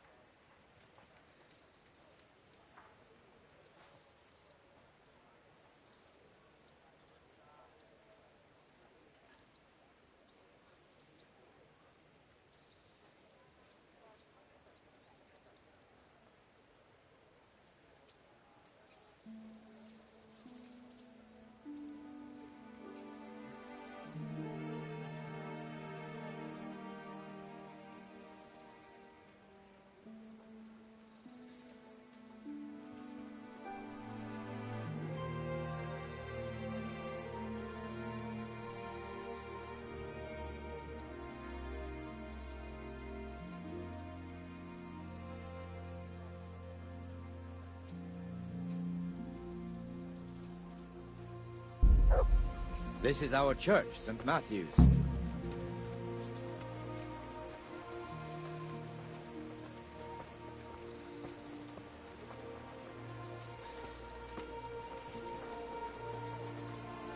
It serves not only as the house of God, but as the crypt of the lords of Lipa, our masters.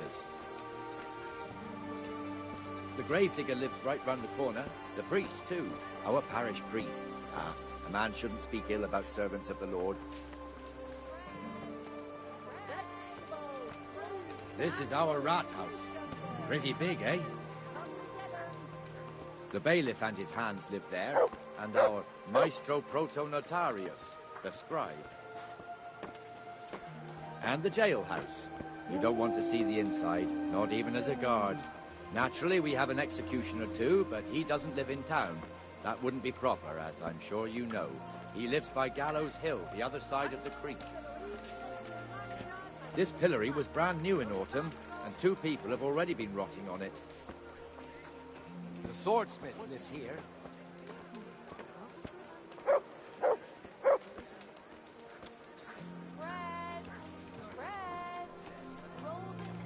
What the hell is going on here now?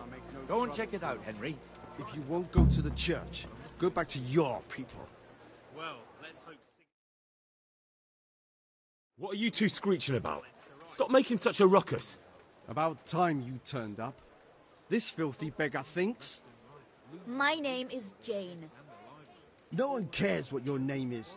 This filthy beggar thinks she can come and stink in front of my shop. I want you to get rid of her.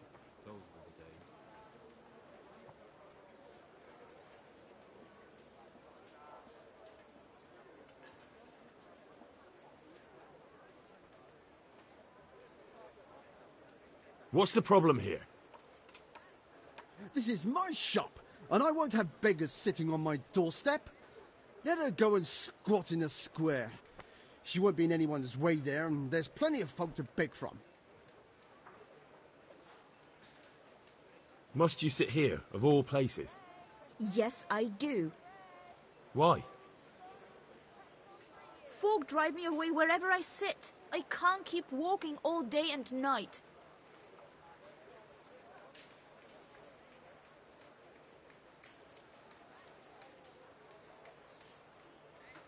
I think you'd better go.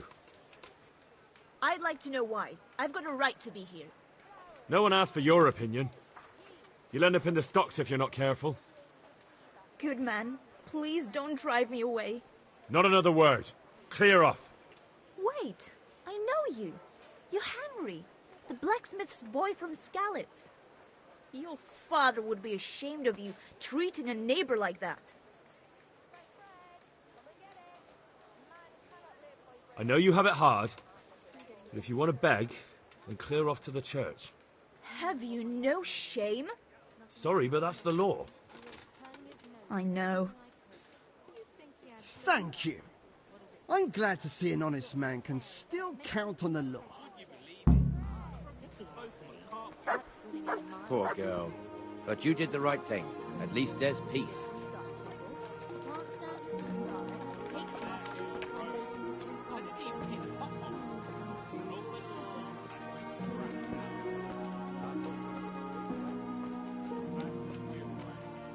Your old neighbours are living here now. It's a bit of a shithole. Even so, you should be thankful to Sir Hanush. If the town burghers got their way, your folk wouldn't be let anywhere near the town. And now our people aren't too happy with him. Some fools are even calling for Sir Hanush to finally hand the fiefdom over to the young lord, Sir Hans Capon. Sir Hans's father, old Sir Yeshke, may God rest his soul, kept it till he was an old man. Then he retired from it, first to Moravia, then to eternity. Sir Hanush is managing the fiefdom until Sir Hans comes of age. They're related by blood somehow, the same great-great-grandfather or some such. The time's coming soon enough when the estates have to be handed over. These affairs often end in conflict. I hope we have nothing like that here.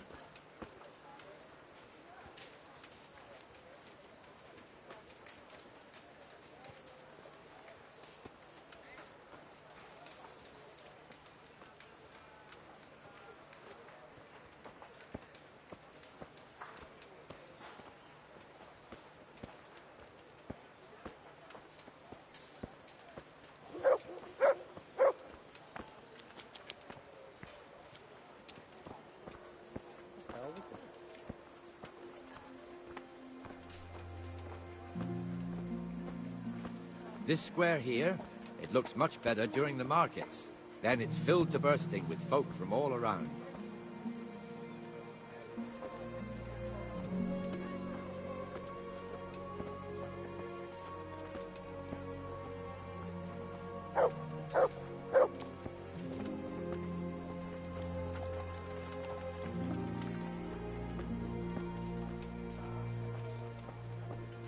We've also got the baker's shop here, and that mad merchant Wolfram Pruder. Pruder has a pretty daughter, but he keeps her on a short rein, which the young bucks are none too happy about.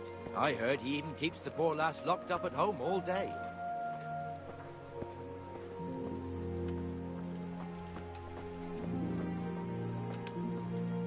Look here. See that filthy beggar? By Christ, I'll show the bastard.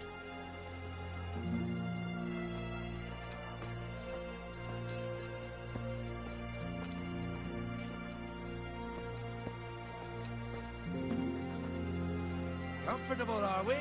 Arms, please, sir. Who do you take me for? Are you stupid or just insolent? Well, what's the matter? Stupid, then. There's no begging allowed here, so pick up your stinking arse and haul it somewhere else. Who am I bothering here? Me. Us. Everyone. If Sir Hanush saw you here, he'd take a whip to you. All right, I'm going. Damn beggars. You offer them a helping hand, and they want the whole arm. It's not like the rules aren't clear.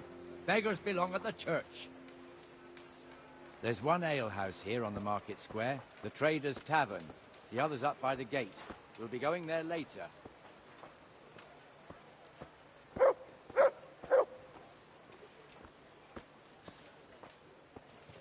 Let's move along to the Inner Bailey.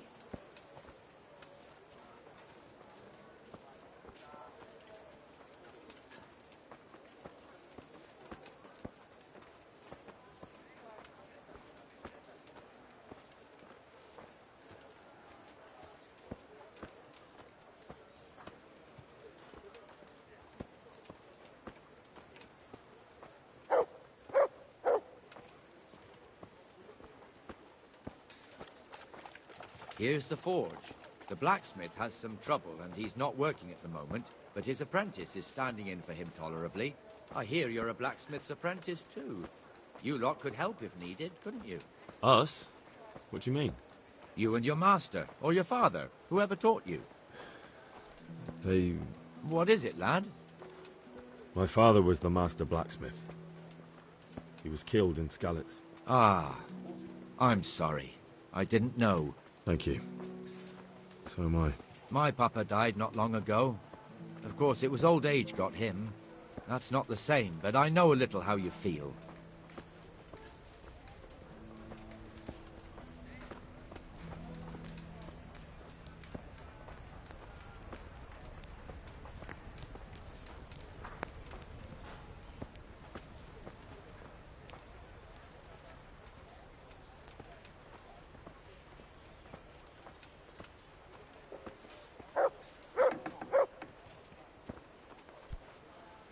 The Rate fiefdom is pretty big.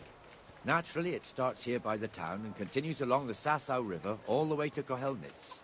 Then there's Gallows Hill, lots of farmhouses scattered around. Neuhof, Merhoyed. Master Smill is in charge of Sir Hanush's stables. He's by far his best vassal. It's all a bit complicated for a newcomer, I suppose. This lord here, that lord there, this exemption here, that right there. Exemptions from exemptions, rights to half of something, so on. It'd take you a year to make head or tail of it. This tower was only half the size when I was a young lad. Sir Hanush had it extended and made into an armory.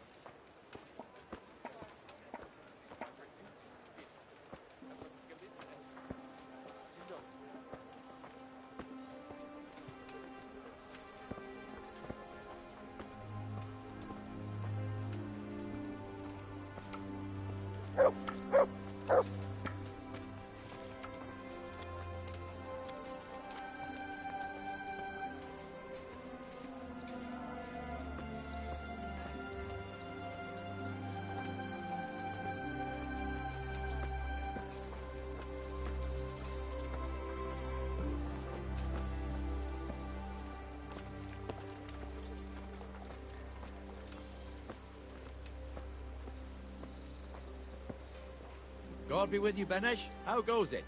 Well enough, Nightingale. It's quiet today. Good. Where's Moimir, anyway? Isn't he supposed to be here with you? Ah, yes. He hasn't turned up yet. Oh, I see. Now, where might he have got to, then? I don't know. You don't know, eh? Let me tell you something. When the bailiff finds out Moimir's slacking off, he'll be in serious shit. And being a friend of his, you wouldn't want that, would you? No. So it's better if I deal with it and we leave the bailiff out of it, right? Yes, I suppose so. So where is he? In the tavern. He was thirsty, so he... Went for an ale. We know how that goes. Come on, Henry. Let's go and find that idler, and you'd better talk some sense into him.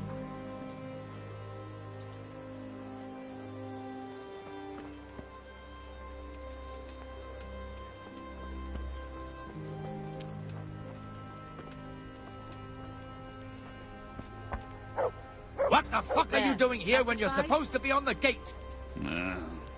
Move your carcass and go and guard the gate. Not a word. Get moving. You're lucky it was me found out, not the bailiff, or God forbid, Captain Bernard. Out!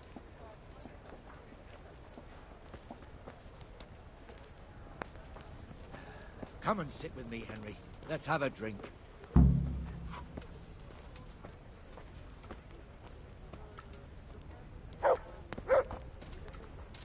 There. Slots all over again. That fool got me all worked up. Shouldn't we be on patrol instead of drinking? You're eager, aren't you? Don't worry. Even watchmen are entitled to a break. Except the ones on the gate and the tower, of course. But that's enough about that. Let's not let it spoil our day. Listen, since we're sitting here anyway, how about a little game? Why not?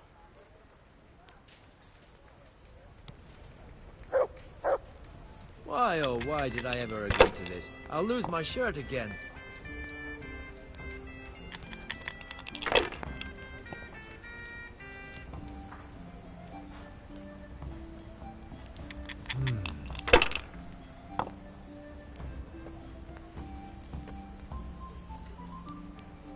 We'll see.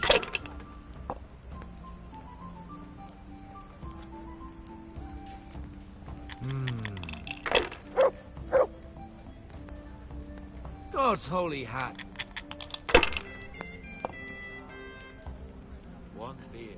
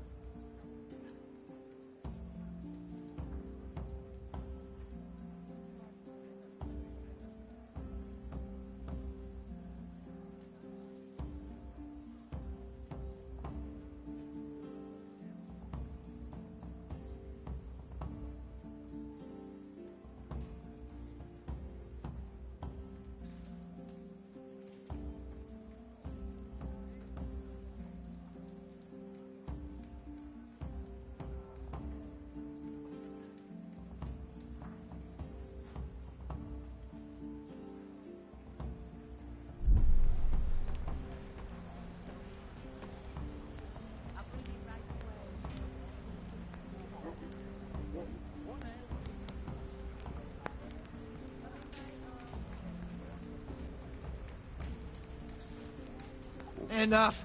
I'm done with this.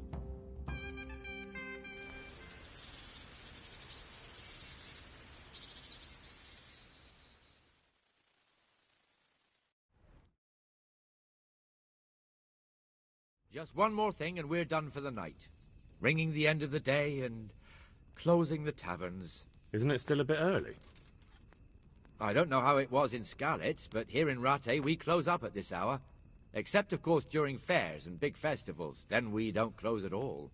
I see. Should I go and ring the bell? If you wouldn't mind. The bell is hanging outside the rat house. Ring 3 times, then go to the Trader's Tavern by the market square and make sure the innkeeper closes up. I'll do that. Before I forget, it's forbidden to walk in Rattay at night without a torch. Here, take this one.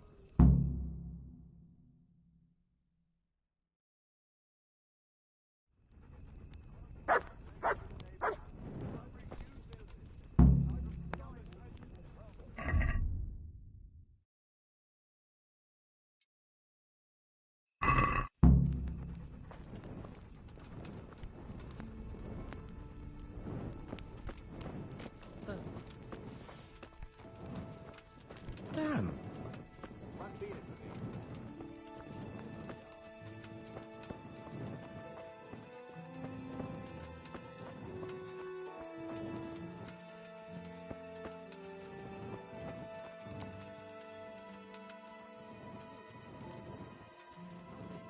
Still better than a frost, though.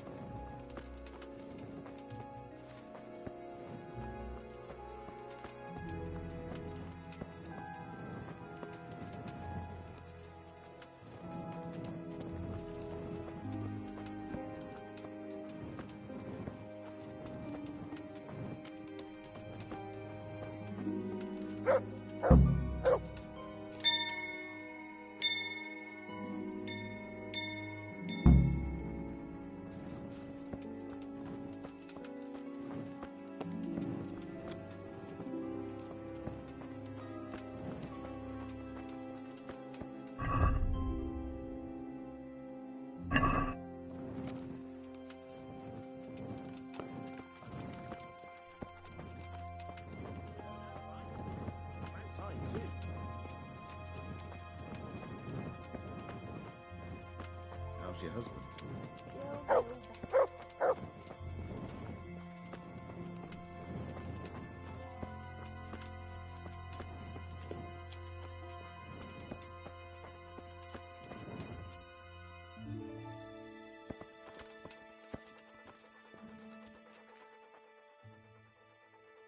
There's the good doggy.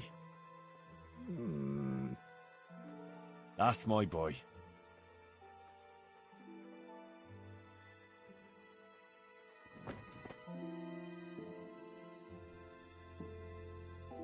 And the canon of St. Wenceslas in Olomouc was so drunk, he dragged the pig to the market square, saddled it up, and rode it out of the town gate.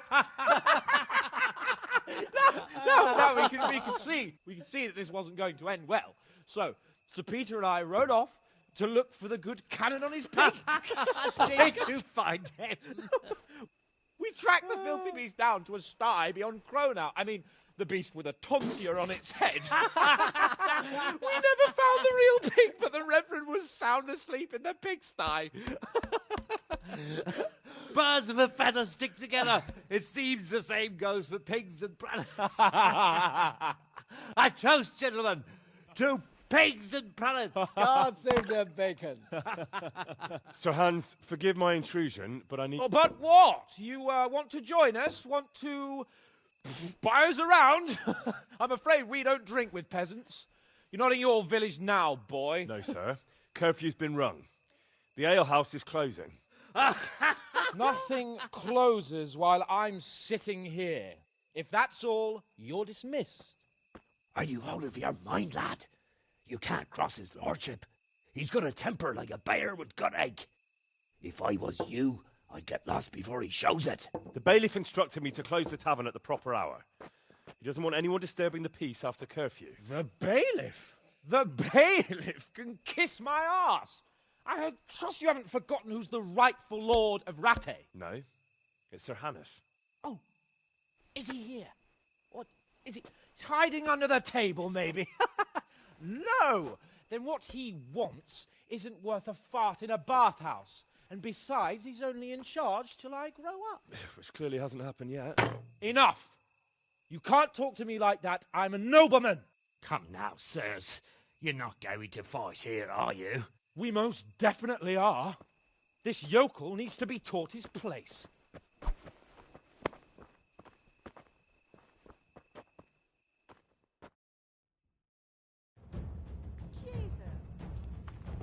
Bollocks! Teach that insolent pup a lesson!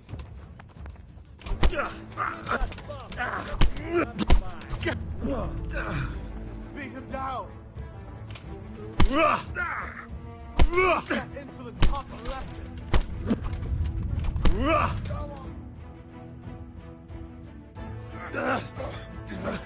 Crucifix! What in the name of Christ is happening here? Well, answer me, damn you! This peasant insulted me.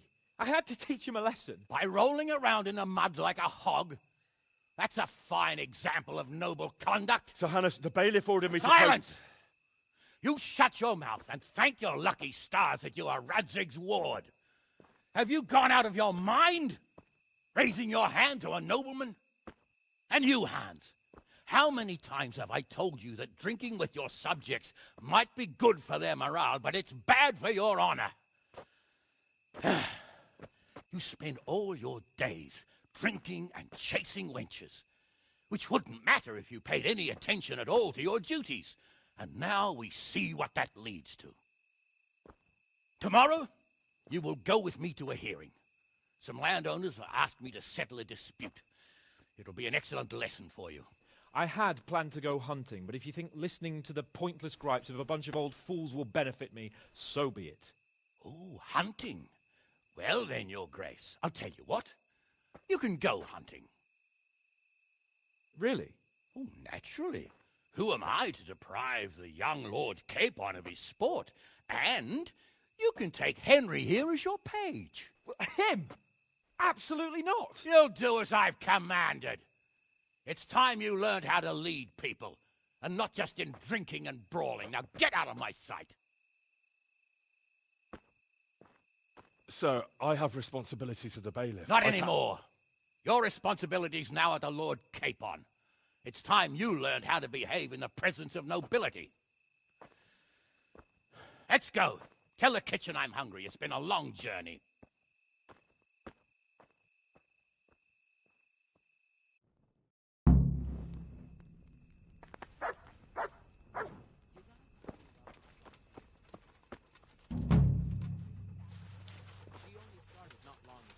Always in the evening while there's still a bit of light.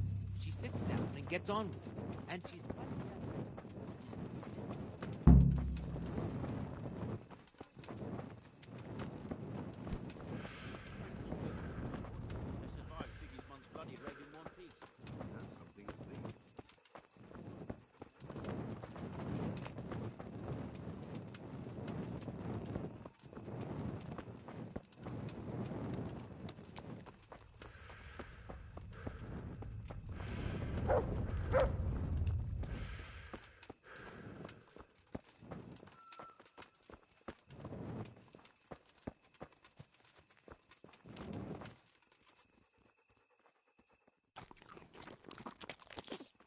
Come here, young fella.